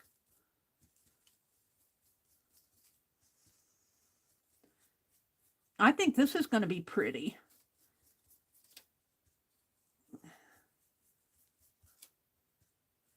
Now, shall we let this dry just a little and I'll play with some more designs up in there? I think that's going to be pretty. I think that's going to work. So I don't want to spill this dye. Let's put it off over this way. I'm going to let that dry a little, else it'll just fade onto my paper like that did. You should just let it set for a couple hours or so, but I'm playing tonight. Let's turn it this way. What should I try, like a hydrangea maybe? Let's try like a hydrangea. Ooh, ow, a cramp. Oh, ow. Oh, oh. I've been working out in the yard. Oh man, that hurt. It's all over with now.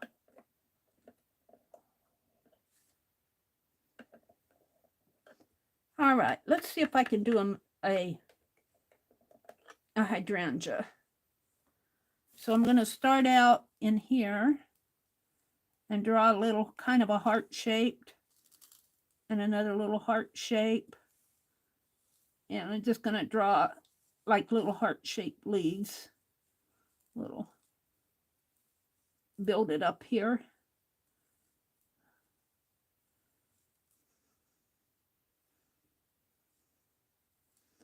It'll be a flower similar to a hydrangea.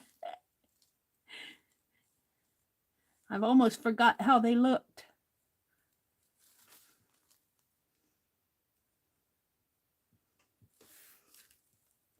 Oh, I get some more because I feel like I need it. Yeah, I have a griddle that I could probably plug in, except I don't know how hot it will get. If I put it on the low setting, it might work, but I'd have to move. I'd have to move stuff here. Can you guys see what I'm doing there? I think you can. This is just a play piece. I'm liking it. I'm getting more of a design than I would with a paintbrush. A small paintbrush does not hold the wax, and a larger paintbrush does not make the little lines that I want. And that's why they make these tools, I think. Let's round this out a little bit more.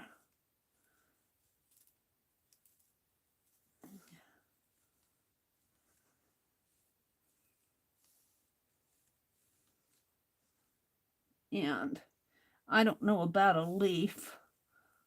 I forget how they look on hydrangeas. We'll just do a leaf shape here.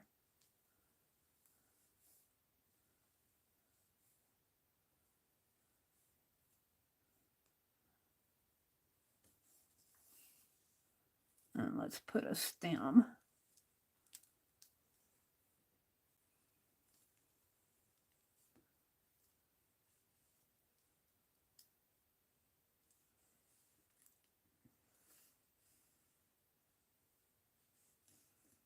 And let's put another leaf in here.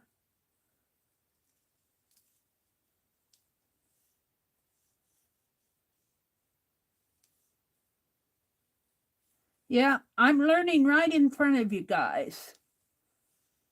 I'm not seeing much come out there. There's wax in there. Maybe I need to tip it a little more. Maybe that's what I need to do, is tip it so it drains out a little better.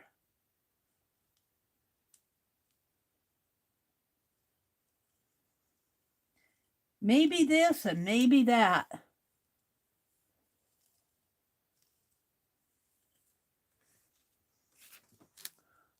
Let's put another one in here. I don't know what I have in here. I'm not seeing it.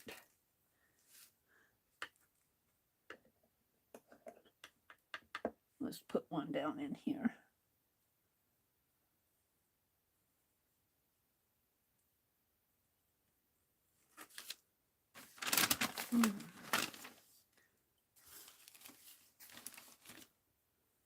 Now you should wait for this stuff to dry. I'm not doing that purposely tonight because I'm streaming.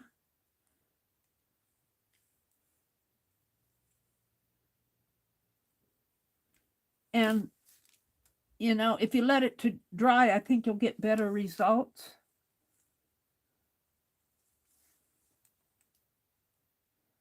Let's tip this a little more. See if I get more wax coming out of it.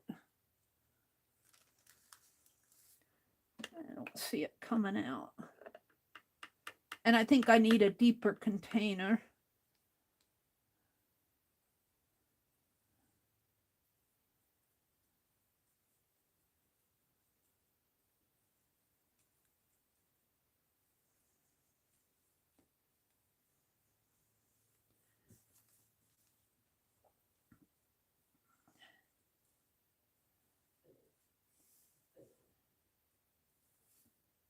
Hydrangeas have large leaves. Oh, okay. Well, let's put a really large leaf here.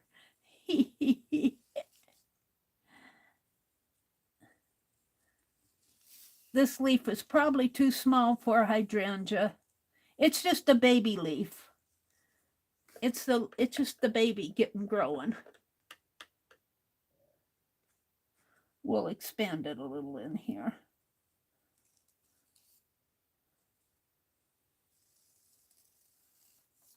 Behind it. That's a pretty large leaf. We'll put another one in here and it will interfere with what's going on over here. And I can't, this is where I lose track of what's going on. Who knows? Let's finish this one. Thank you, Kathy. I should know. I got a hydrangea named Becky out in the front yard, out in the front porch. And I think it bloomed real early this year. We got one real pretty bloom. And they say it takes 4 or 5 years for the blooms to start blooming. And it'll be my 5th year next year, so I'm eagerly waiting for more blooms from Becky.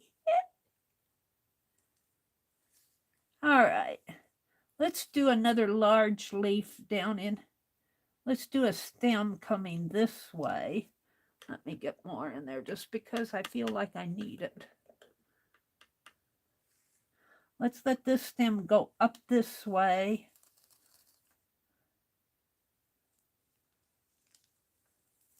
And let's put a leaf here that will come under that stem.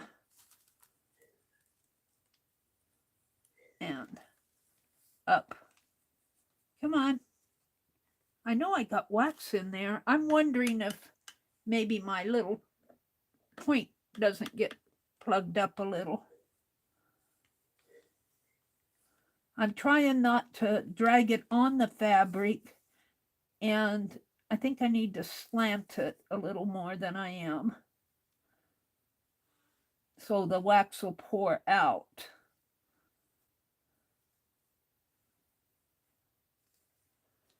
All right.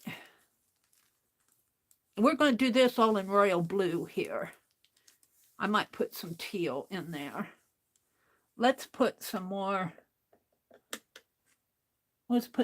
diagonal lines in here for background work.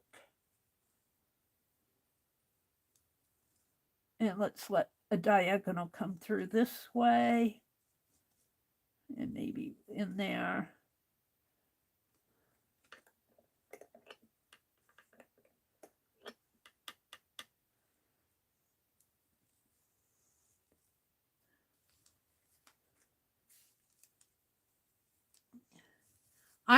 This isn't half bad for learning experience. You know, I'm not trying to be an expert here. I want to learn how to use these tools. I need to watch more videos. I've been so busy in the yard getting it cleaned up. I still have the front porch to do.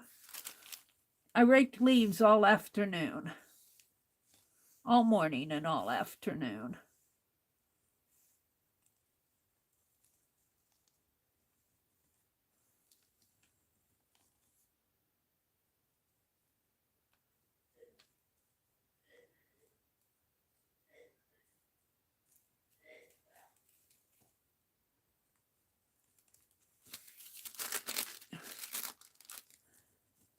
This is getting dry over here. I think it'll iron out better by the time I get this done. And I'm only going to be on for a little bit longer. I usually only stay on till about trying to 10 o'clock. Don't forget, tomorrow is our Fourth Art Saturday. So I need to get to bed early because I get up at 4:30 and stream.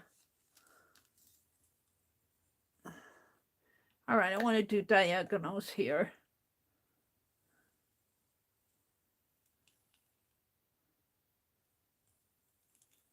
And we're going to do some dots in there.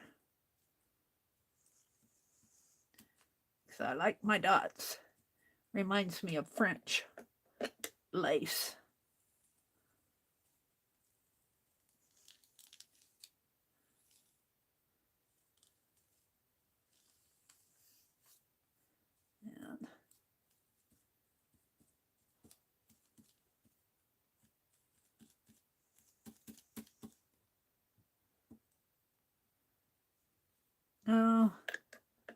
I think I might need a little bit more of a definition of my hydrangea in there.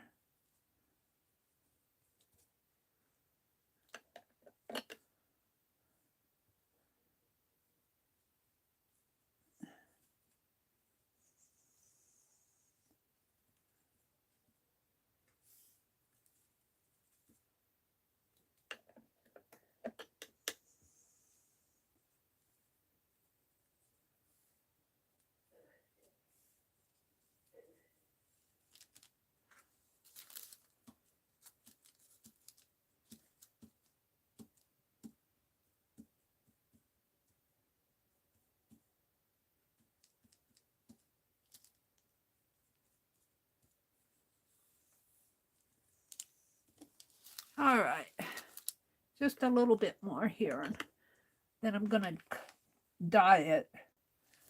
And then I'll iron this off while this is all drying.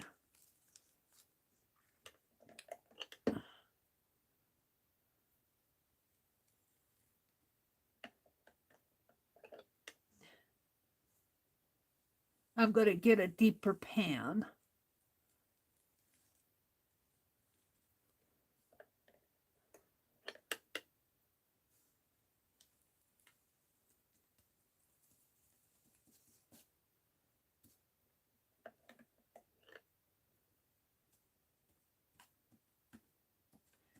Time goes fast when you're having fun, let me tell you. I can't believe it's almost 9:30. It is 9:30.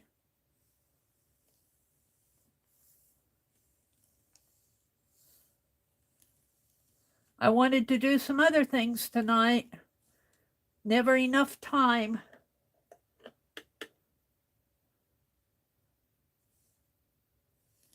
Now I'm just going to put dots in here.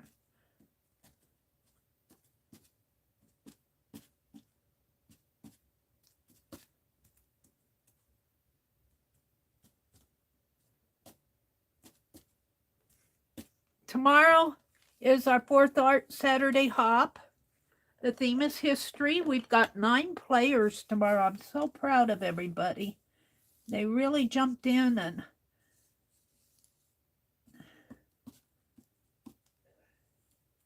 I know what I'm going to do. Believe it or not, I'm halfway prepared. Halfway. All right. Yeah, see, I had a lot of wax left in there. All right. So now I'm going to unplug this and put my iron back in, and I'll come out and chat while the iron is getting hot. Let's see. Let's move that over there. And I put the iron behind me in a safe spot.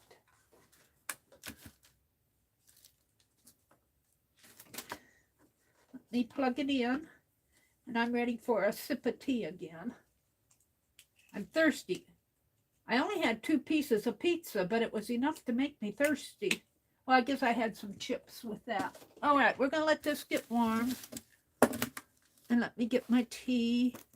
And I said I was going to do the royal blue. So let's put that in here. I'm going to do the royal blue. Should I do the hydrangeas and magenta? And the royal blue in the background? Let's try the royal blue in there first. All right, let me get a sip of tea and come out and chat. Kathy said, yes, they eat it. Kathy, do they take it to their den? It worked for me. Yes, for all ants. What are we talking about? Becky, if you want to get rid of the sprinkle uncooked cream of wheat in the area, what are you talking about? Hi, Becky. The fire ants migrate around the yard. I have not dug in that bed since putting it together. Becky said she's using I'm using golf wax mixed with beeswax. I mixed beeswax in there, Becky.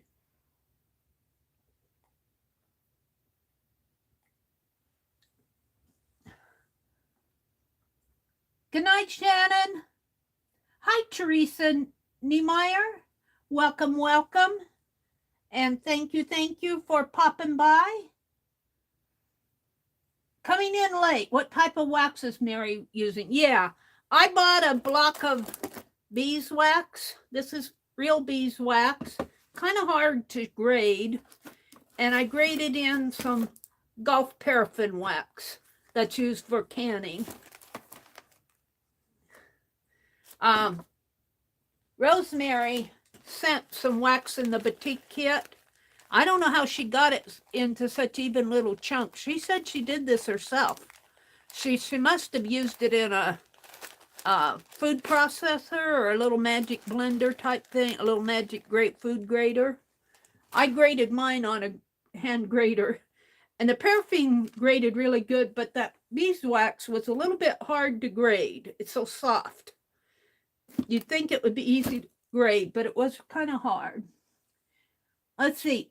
Kathy said, Becky, if you want to get rid of them, now they're talking about fire ants, sprinkle uncooked cream of wheat in the area. Oh, you can put cream of wheat on your garden. Yummy, Kathy, Cheryl says. Is that for the ants? Kathy Arbor asks. And Kathy says, yes, for all ants. Kathy Whitney says, wow, I've never heard of that before. I'll try it next spring.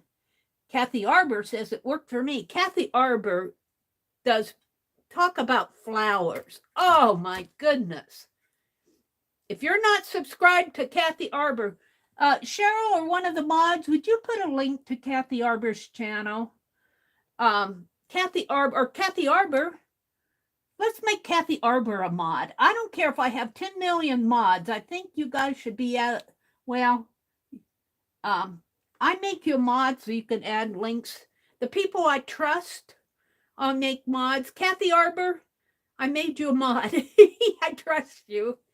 I like for you guys to be able to drop links.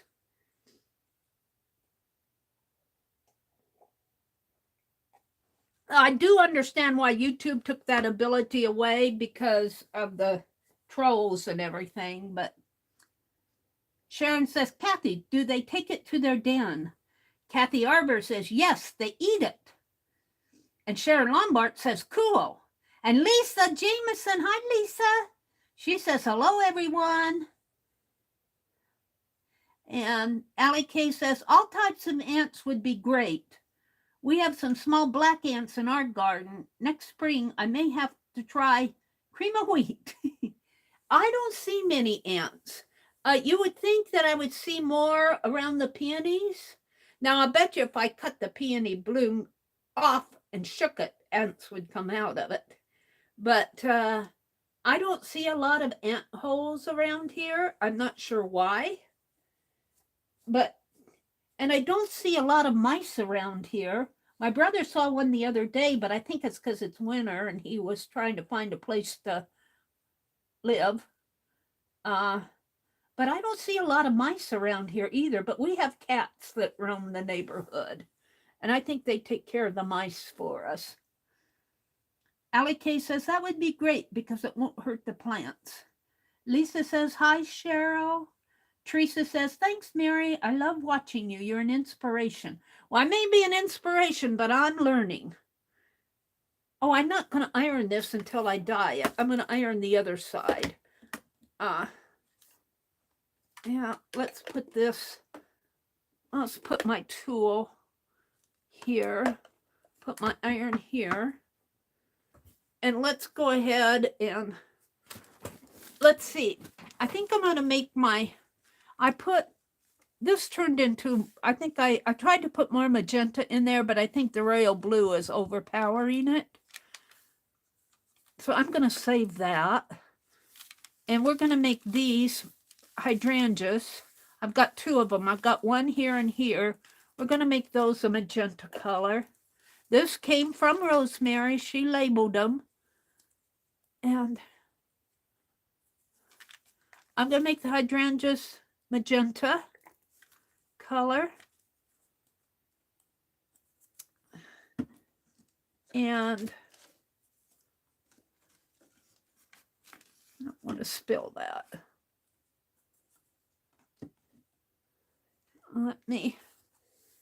And we're going to make, I didn't get any green dye. Let me move this block away here. All right, we're going to dye this one first. And I see this, I'm seeing this come through better now. I'm learning how to use that tool. It just takes practice. You don't learn unless you play with it and see what happens, you know? And this might have I might have a little darkness in my brush yet, or it might be mixing with some of that blue in there.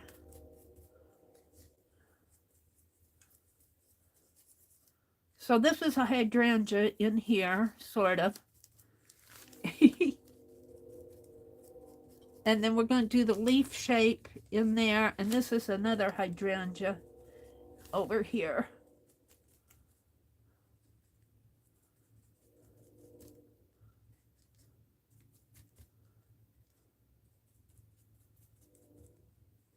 a smaller one.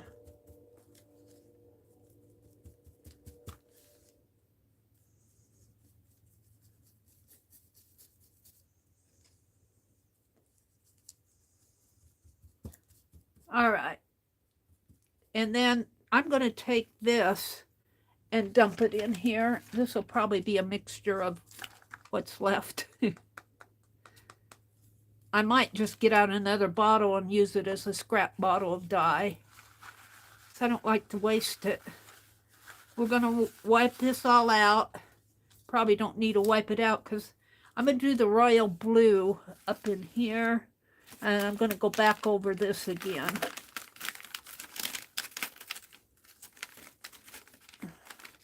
I think I got some blue dye underneath of this when I was dyeing, when I was trying to pour out that dye. I get a little sloppy at times. You do, Mary. So this is really a pretty color, and this works fine. I wouldn't want to do this for clothing. You'd probably want to follow the directions on the packet. See, the royal blue looks like what this is over here. Overpowered my magenta in there. But that's okay. We'll just let it be. I'm liking it. For a practice piece to learn, that's all this is. It's kind of like Becky says, when you're learning, and she's talking about crochet, don't expect yourself to, don't expect it to be a little wonky. And the same thing goes for any art that you're doing. While you're learning, you're learning. Boy, I'm liking that. All right, I'm going to stop there because this is kind of dry in there. I'm going to iron this part out. And my leaves are in here. Let's go around. I'm going to pull this up a little so you guys can see it.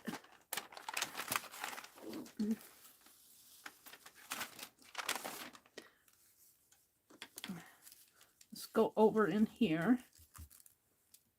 The royal blue is what's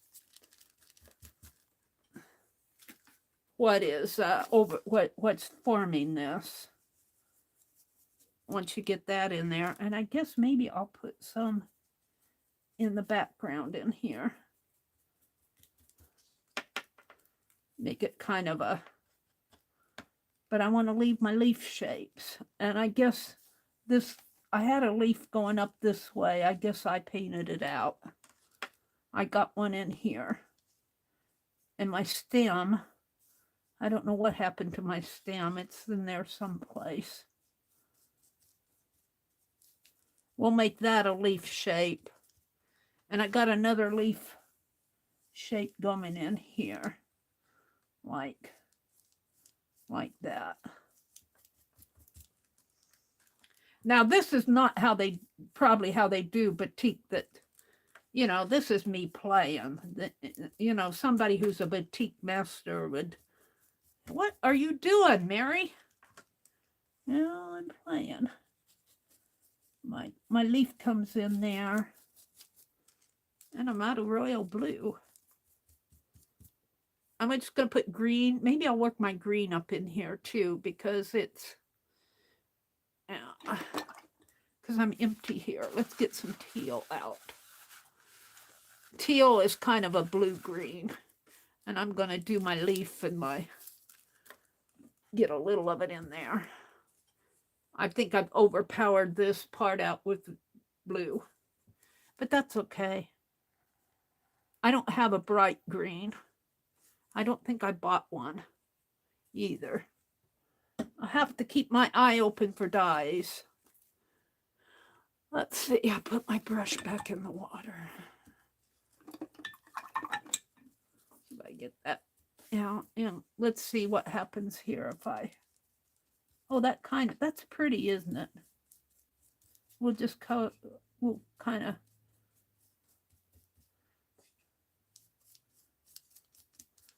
We've only got 2 leaves on this piece. Maybe I can paint another one in here, sort of. I need more dye.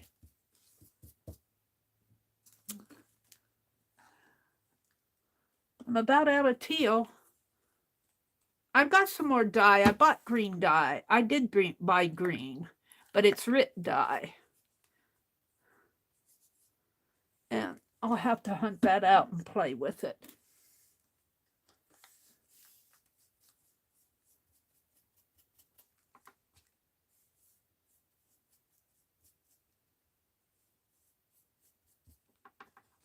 It's kind of pretty, isn't it?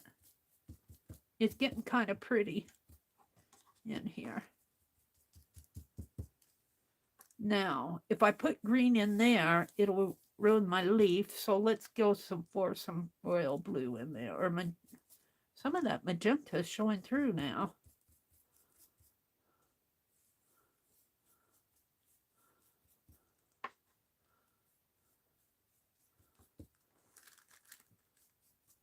And this is probably, this is soaking through.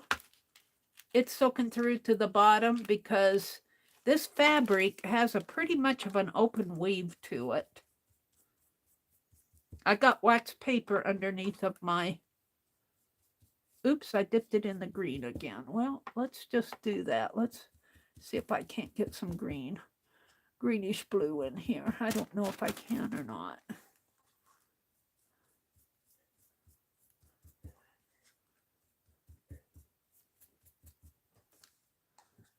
Try it up in there.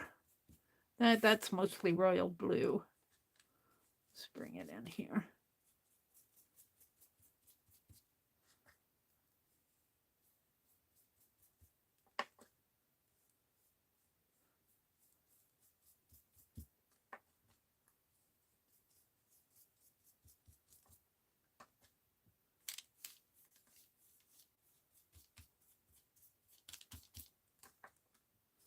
I just want to use it up.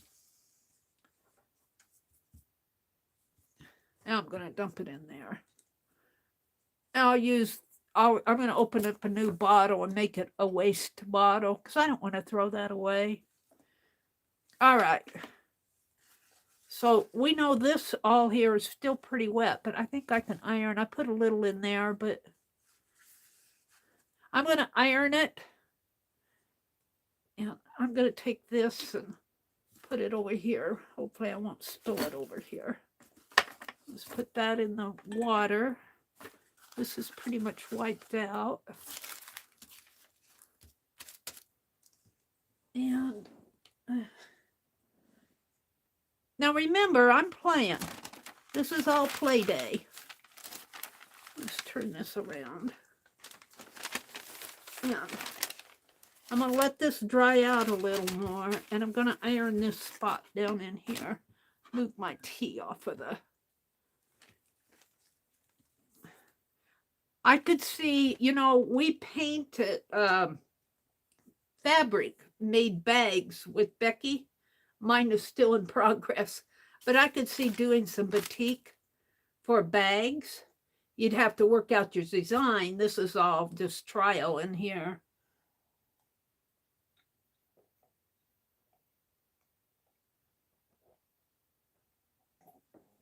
Tea is gone.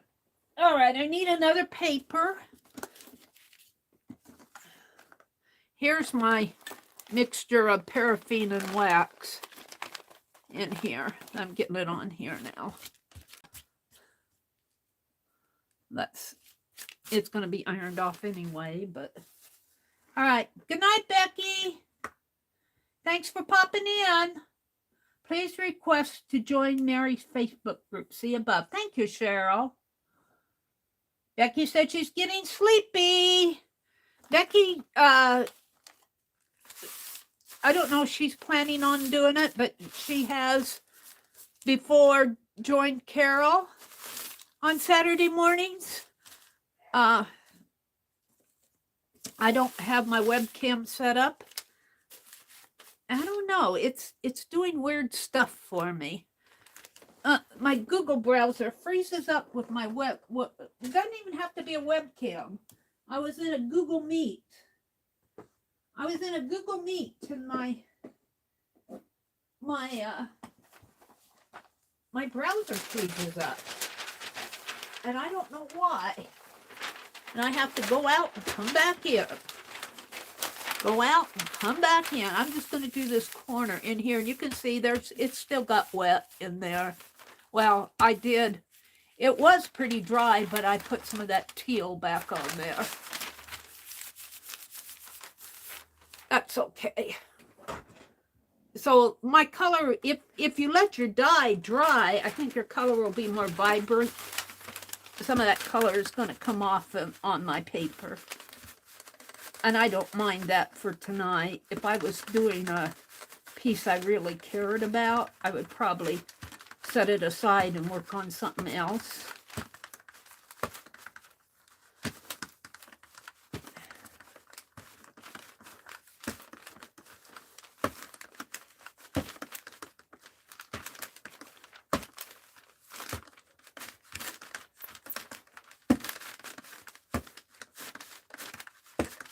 Now you can see in here, it's a little more oily.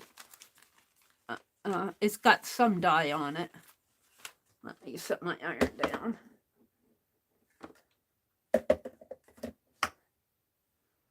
And it's sticking to my fabric here. Because I don't think my fabric is still wet. You gotta expect some of this to be messy. It's got more wax on it here.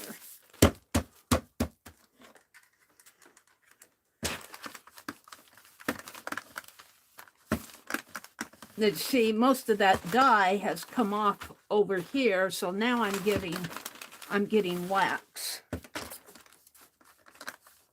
And you can see it's oily, but it's not colored.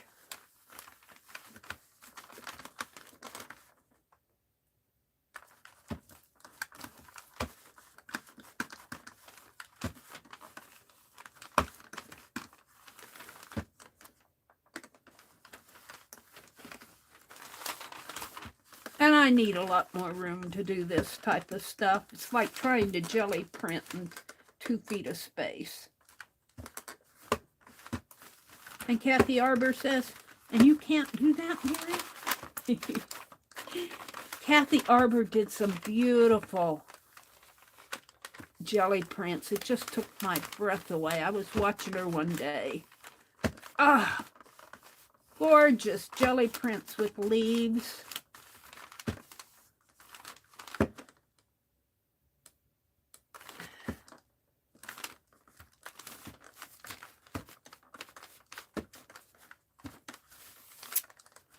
Now over here the dye is still wet, so I expect some color to come through.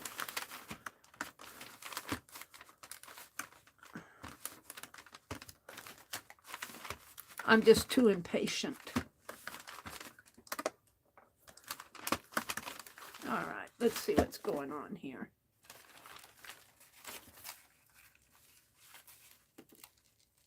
Yeah, it's wet. I need to let it dry. Now this is going to be blue because I put blue on first. I put blue on here first, so these lines are not going to be bright white. They're going to be blue, but I'm just glad I'm seeing lines. I'm just happy to see lines.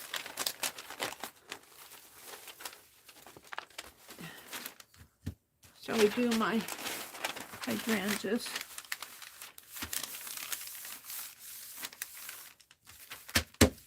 See, that's dye. That's dye.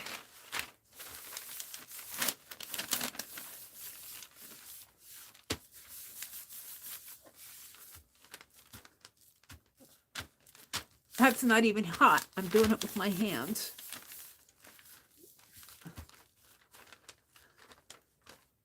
Yeah. All right.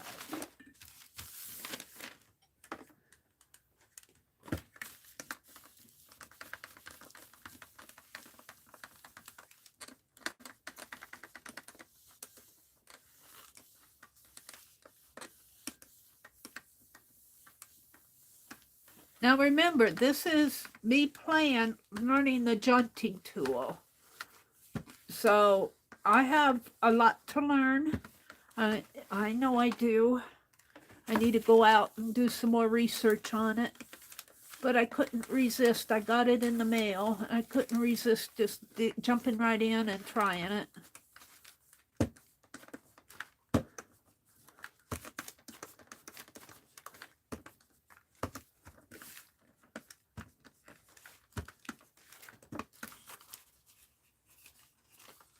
It goes clear down here.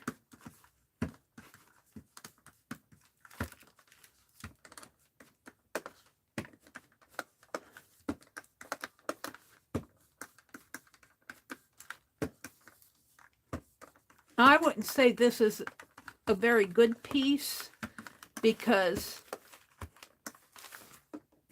the colors are, what I should have done is just set it aside, let it dry. But oh no, Meri couldn't do that. It's paper sticking to it on the bottom here. Yeah.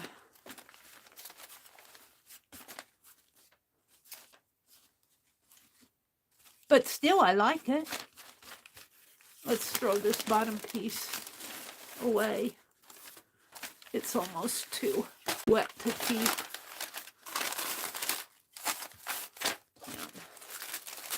I'll have to clean my, it's not too bad underneath because I got wax paper there, but let's put a clean sheet down.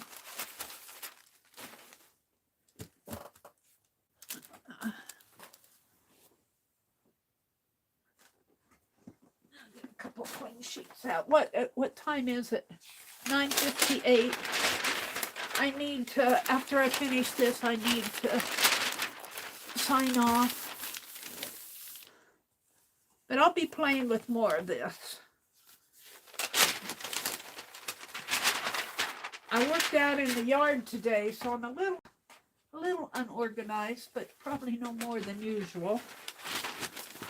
All right, let's get my piece off of this.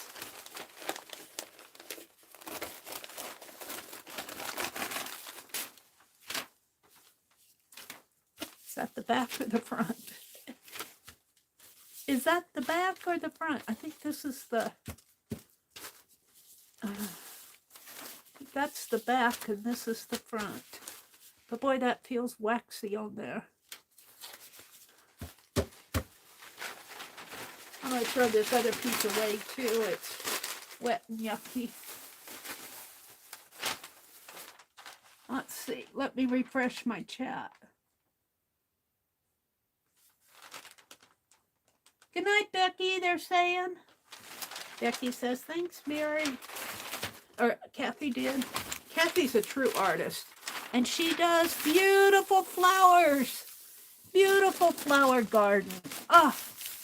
And Kathy's a wonderful teacher. If you are looking for a good art teacher, Kathy likes to teach. I'm not a teacher. I like to play. Teacher, you have to be more organized, and you're getting a point across. I'm learning the points. See now how this is oily? There's a little dye coming off on there, but I'm getting more of the wax off now. You'll see color underneath because the wax is oily. But this is all wax coming up here.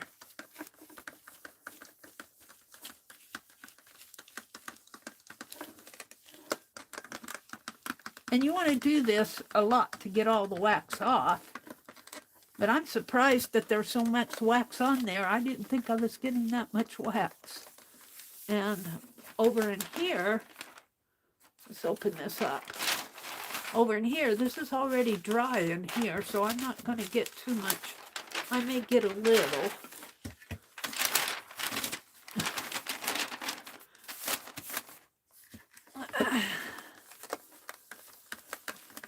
Well, I am getting it. It's wax.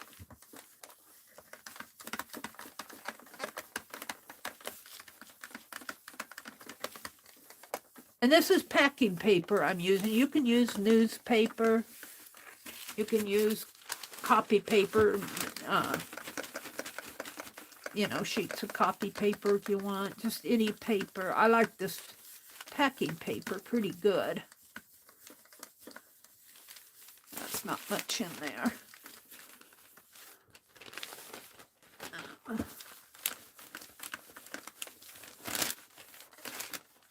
And the other thing is, I tend to want to go like that. You're not ironing it, you're heating the wax. You're lifting up the wax out of the fabric. And so I think I want to go slower. I don't want to burn my paper, but I want to melt that wax. And I tend to move my iron too fast. I don't give that wax a chance to melt. Unless it's a big spot of it.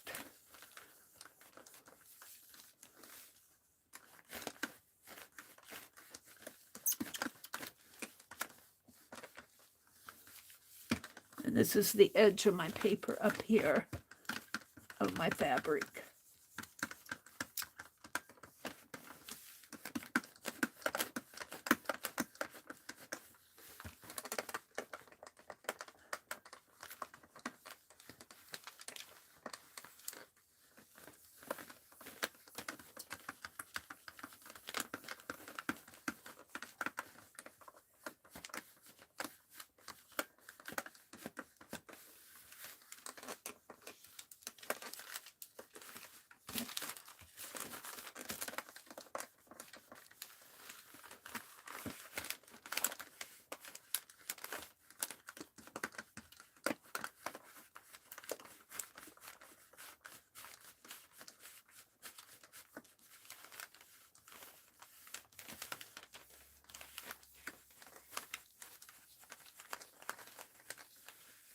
Yeah, this is what we've already done in here.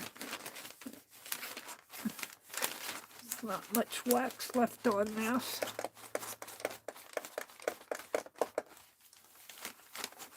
There's some.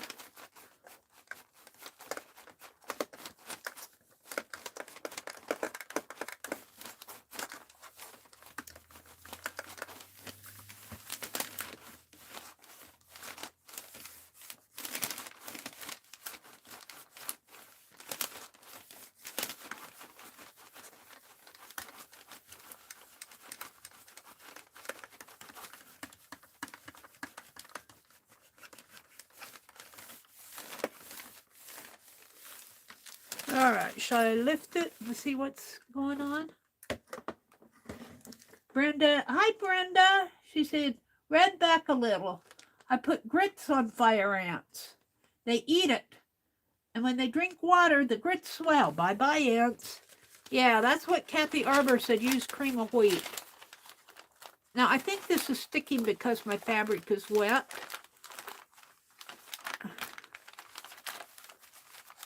I might have to turn this over and iron it from the back too.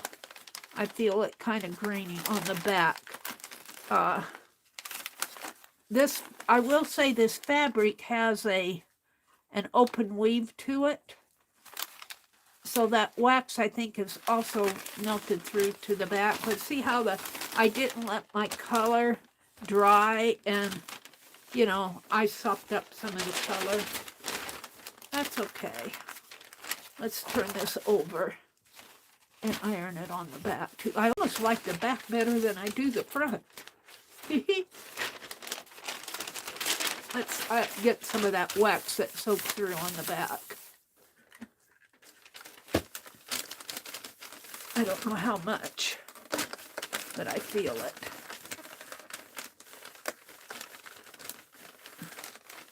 See little spots of wax in there,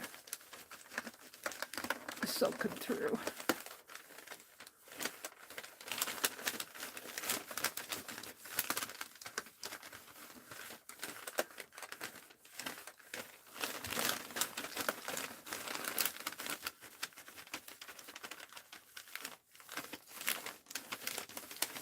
I almost want to try the unbleached, the bleached muslin. It's got a closer weave to it. And the next time I do this, I'll let my fabric, after I dye it, I'll let it dry. I get a little impatient. I wanted to use that tool tonight. I got to clean this mess up off my desk so that I can stream tomorrow in the morning. 4:30, we're having our 4th Art Saturday. We've got 9 players, and you can watch the, I'll come in on at 4:30 in the morning. You can watch the videos at your leisure. Tanya McGuire, if you can't find, if nothing pops up, you can always come to my channel. But Tanya McGuire really is the person who's kicking it off. She's the first. I organize them by, the first person that sends me in is the first person of the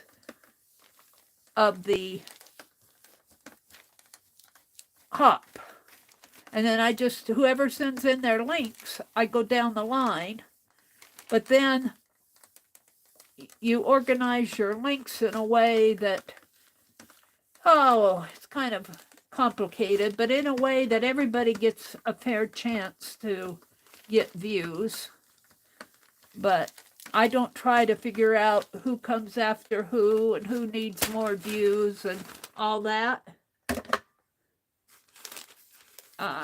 I would say if you want more views, come in after, get in there as soon as you can, because Tanya and Jamie are the people who really get their links in fast. And if you get yours in fast enough, I'm talking to the hoppers, I can get you after Tanya or Jamie, and they'll pass along views. I mean, generally that's what happens, and they're good about putting in the links. Everybody's been good about getting their links in and getting them in right and all of that. We've only had a couple problems with that. I think this is just about, there's still little waxy spots, but just about cleaned up.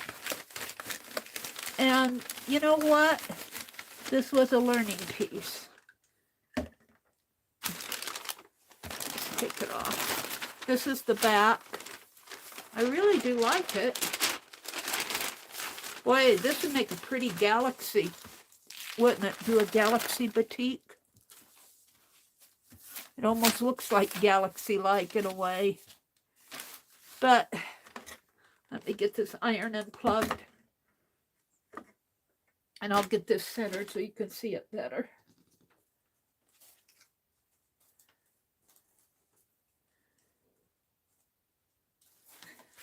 And I'm pretty happy with it. I should have let it dry a little more. My colors would not have sopped up off of my paper as bad as they did. So it is 10:10 here. Now, I used the jaunting tool, and I'm going to try it next on unbleached fabric. This is bleached fabric. Let me grab this extra piece here. And it is a natural color. It's kind of a,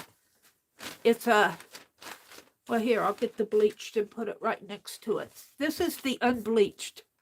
And it's almost got an open weave to it. Now, right here, this is the bleached. See how much whiter it is? And I think we will get prettier white lines here. And it's got a closer weave to it. So my next piece I'm going to try on this. This is fun. And I think if I would have let my dye dry before ironing it, I would have had, and I think I got some paper on there that needs to come off.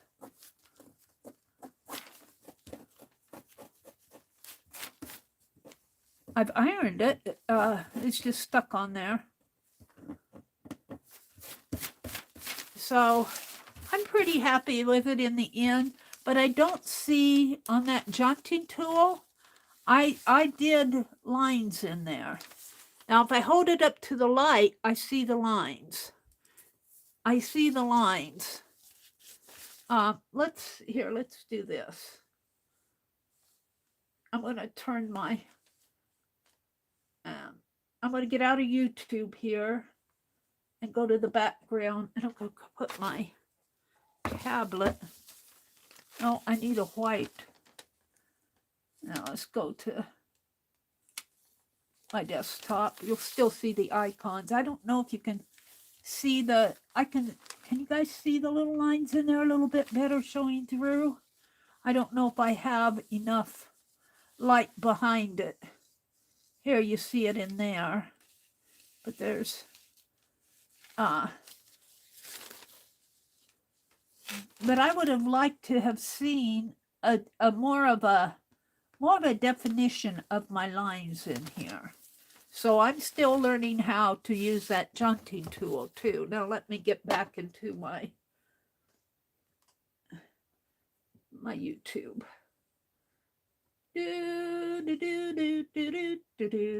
I always have to play, don't I? And live. So I want to thank Artedar and Shannon Pratt for the Happy Mail. This goes more like this. I think I got paper stuck on here.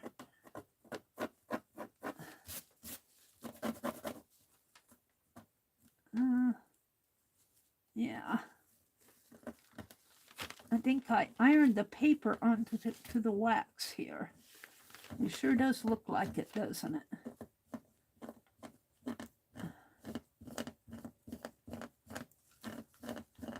Excuse me while I scrape away the paper.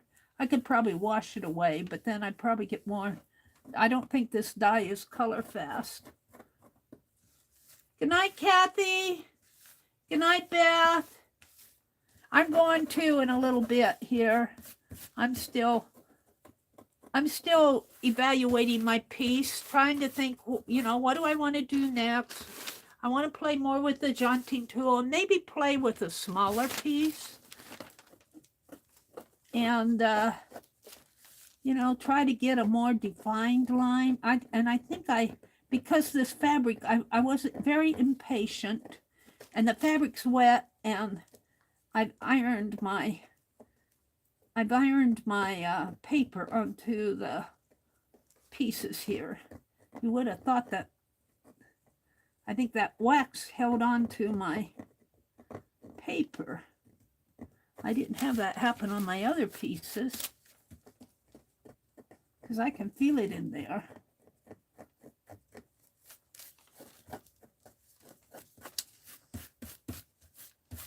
But I'm still kind of happy with it.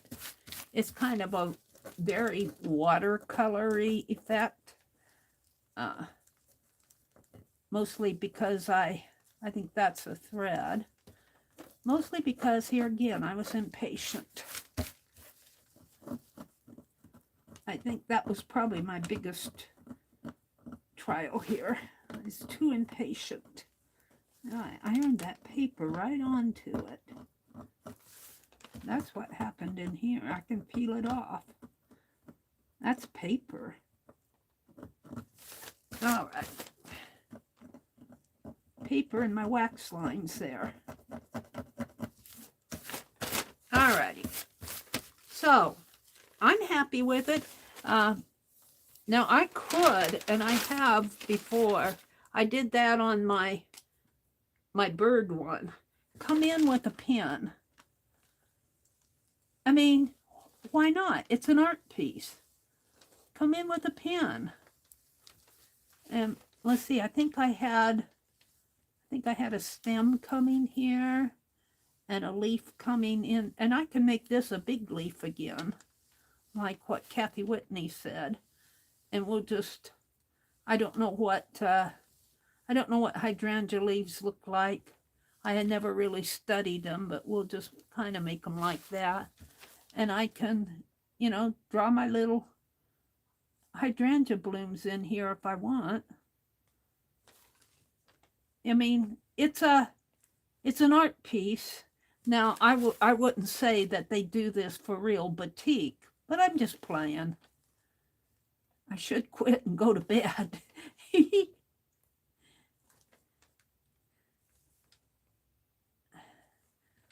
And you know, I can even define my diagonals in here. Now let's finish with my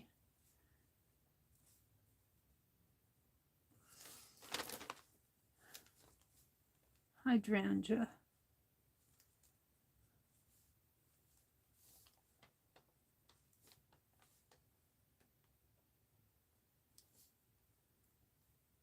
And I'm just simulating one. I haven't studied them for a long time.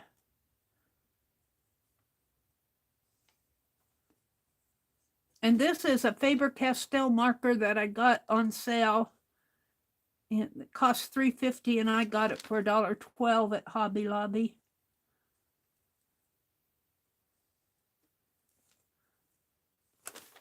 I like it doing the lines in here, make it show up a little bit better. And so the white lines that are batik have really just become accent lines, or they're not even white anymore. And I swear this is paper. Now, what's going on there?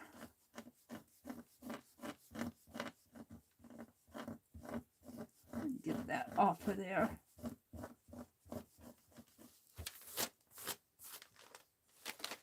And let's see, let's bring these diagonals down this way. And we're just going to leave the white dots and draw some more hydrangea in here.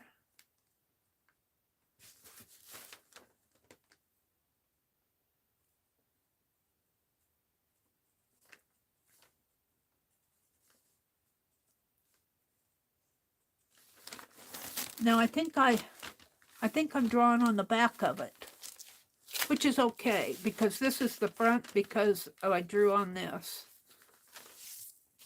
I'm drawing on the back of it. I don't care. Can't tell the back from the front. Oh dear. I'll probably end up drawing on both sides here. I need to go to bed. I get started doing this stuff and Meri, well, go to bed. Now I hurry here. And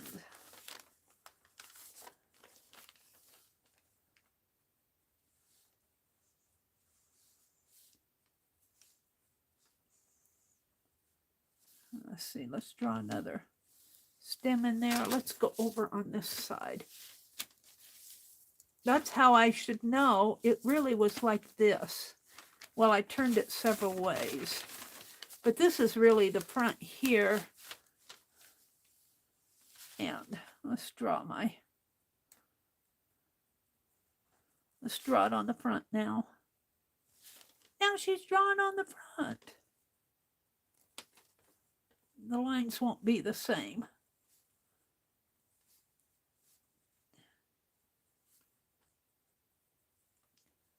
I do truthfully think that the bleached I'm going to get more bleached because I want to use bleached fabric when I do my dyeing. I asked Rosemary, what do you use, Rosemary? And she said, well, when I'm doing my dye test, I want bleached because I want it white. I honestly think the lines are prettier over here. I think they define it more. They kind of blend in on this side. And I'm just drawing squiggly lines for the petals because I need to get to bed. All right, and let's see I'm just going to make it like that. And we're going to put a leaf back in here. I'm going to put a leaf back in here. And put a leaf shape in here.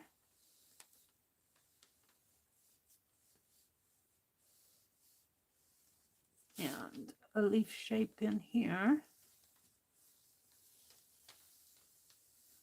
I did that when Kathy said hydrangea leaves are big. And I don't know if they have this kind of veins or not, but this is what I'm giving them. And we'll just let it come down this way.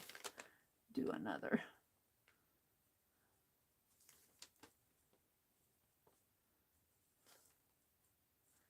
To me, this just kind of defines, this is a mixed media piece.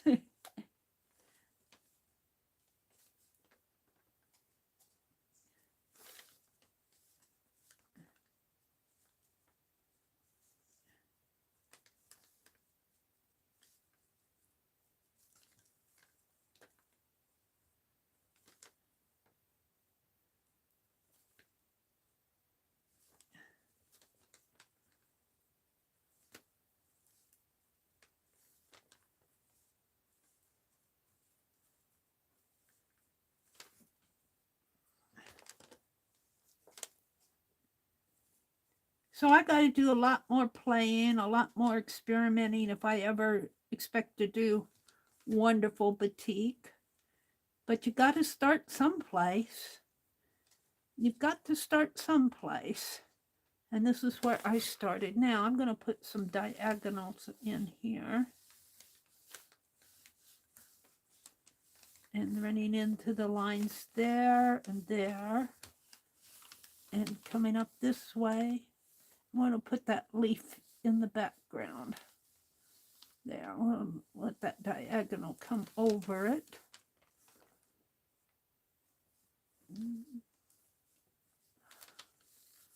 And diagonal. And a diagonal. And then I'm going to bring these out again.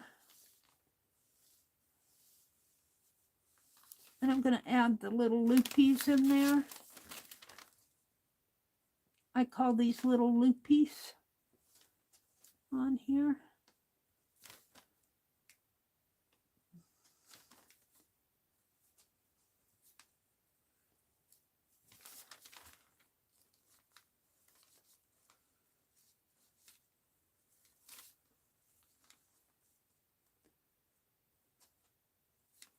And if you came in and if you're still here and I haven't welcomed you yet, welcome.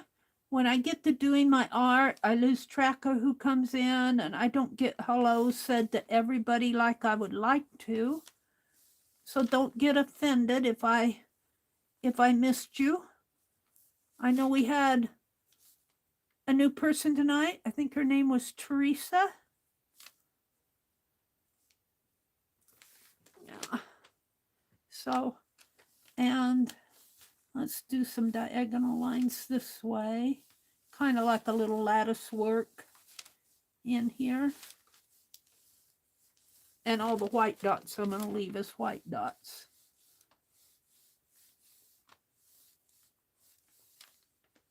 And we're going to let that lattice work run over that leaf. All right, pretty happy with it. And then in here, I have little flowers showing up in here. Little loopy flowers. That dark blue brought them out.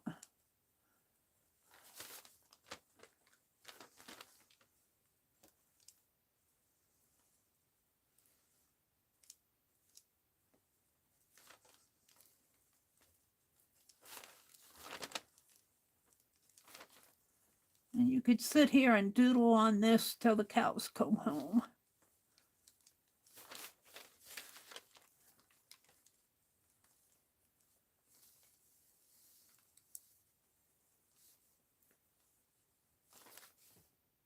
Now let's put some diagonal lines.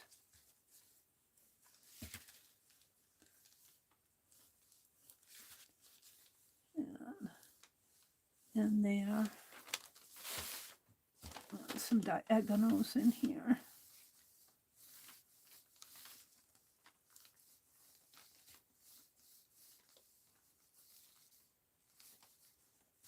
And it kind of fades out over here, but we like fading too.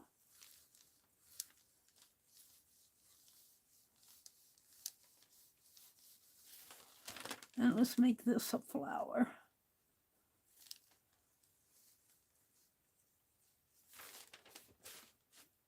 And they really are connected together.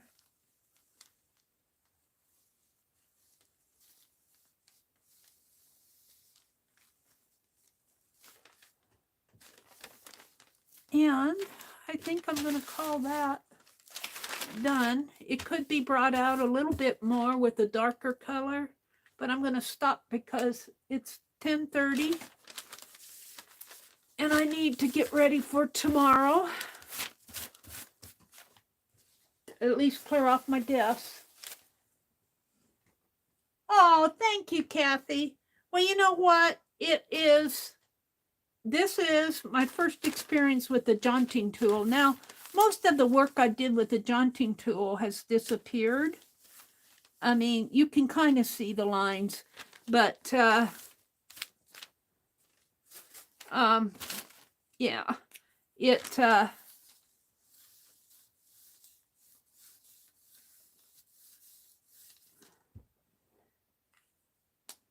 I need to work more with that jaunting tool, but I got a feel for it. And I'm going to work some more with it. I need, like what Kathy Arbor said, I needed to move this. I'm just going to leave it on there. I'm not going to try to break it. I'll probably break the tin. I need a wider heat source so I can put my tool on here, which is waxy now. I could probably take some of this wax and put it back in. But I'm wondering if this tool gets plugged up. Let's get a thinner pin here.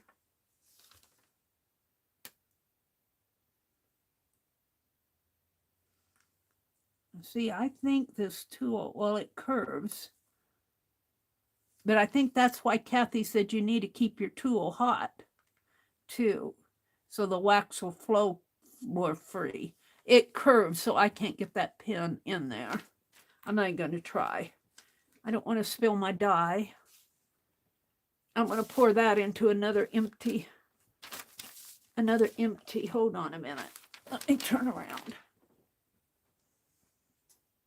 and grab another empty bottle.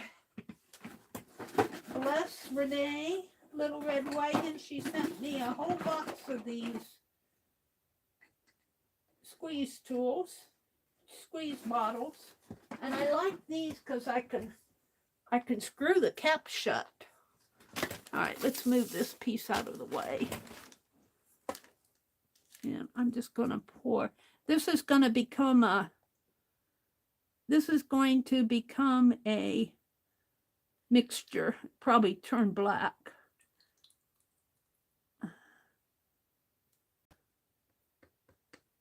And I'll wipe out the rest. Yeah. And I'll probably have dyed hands for my stream tomorrow. Let me wipe. Where's the cap? And, you know, why throw it away?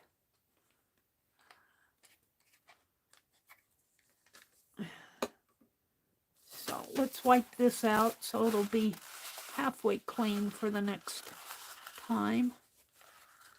I think some of this dye, you could probably reconstitute it. Get it wet again when it's in a cup like this. But all right. And where's the other one?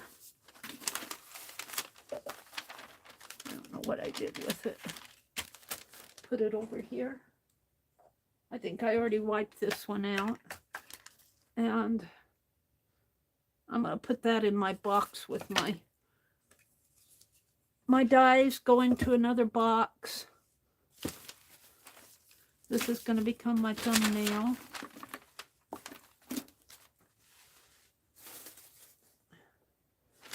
Hold on. I'm going to have a large box for all my Batik stuff now because this is what I have. But when I start getting more dyes, of course I use up dye bottles. But I've got yellow and orange. Now see, I don't like the little caps like that. Don't like them. And now we got a mixture and magenta.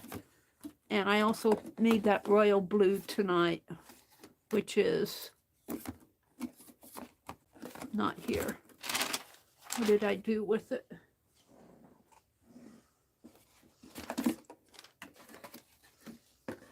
Magenta, yellow, teal, orange, black. Someplace the royal blue is here. I'm going to put this tool in here with that. See, I need a bigger box because I have the wax and the Gulf wax. And here's the royal blue. And I have this wax. And I have what Rosemary sent. So I need a bigger box. Not put these tools in there. All right. Yeah. Put this behind me. Let me come out and say goodnight. Hold on. My towel's running over the paper towel. My chair is.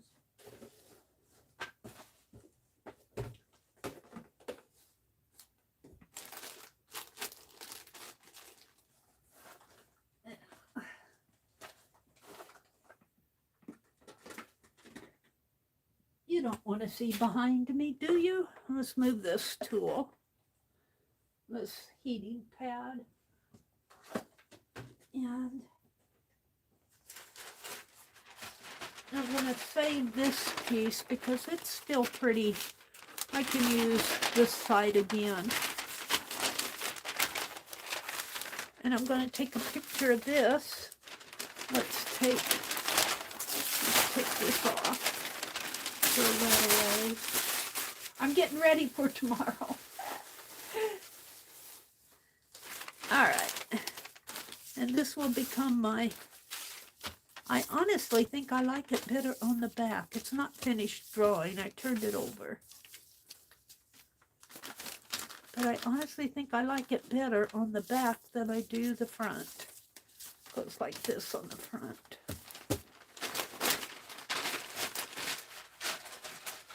So, I want to say goodnight to everybody. Good night, Kathy, Calico Kate. Good night, Beth, Schuler, Sharon Lombard. It says good night, Kathy Arbor. I'm probably way behind. Sharon says she loves the pastel colors. Yeah, it did turn out pretty good for just playing. Especially after I added all the, you know, the lines, made it a multimedia piece. Let's see, Brenda said good night. Cheryl, I think Cheryl's gone. Brenda says gonna watch the internet drop. Gonna have to watch tomorrow, her internet dropped. Sharon Lombard was here. Becky had to go to bed. Allie K said it was pretty.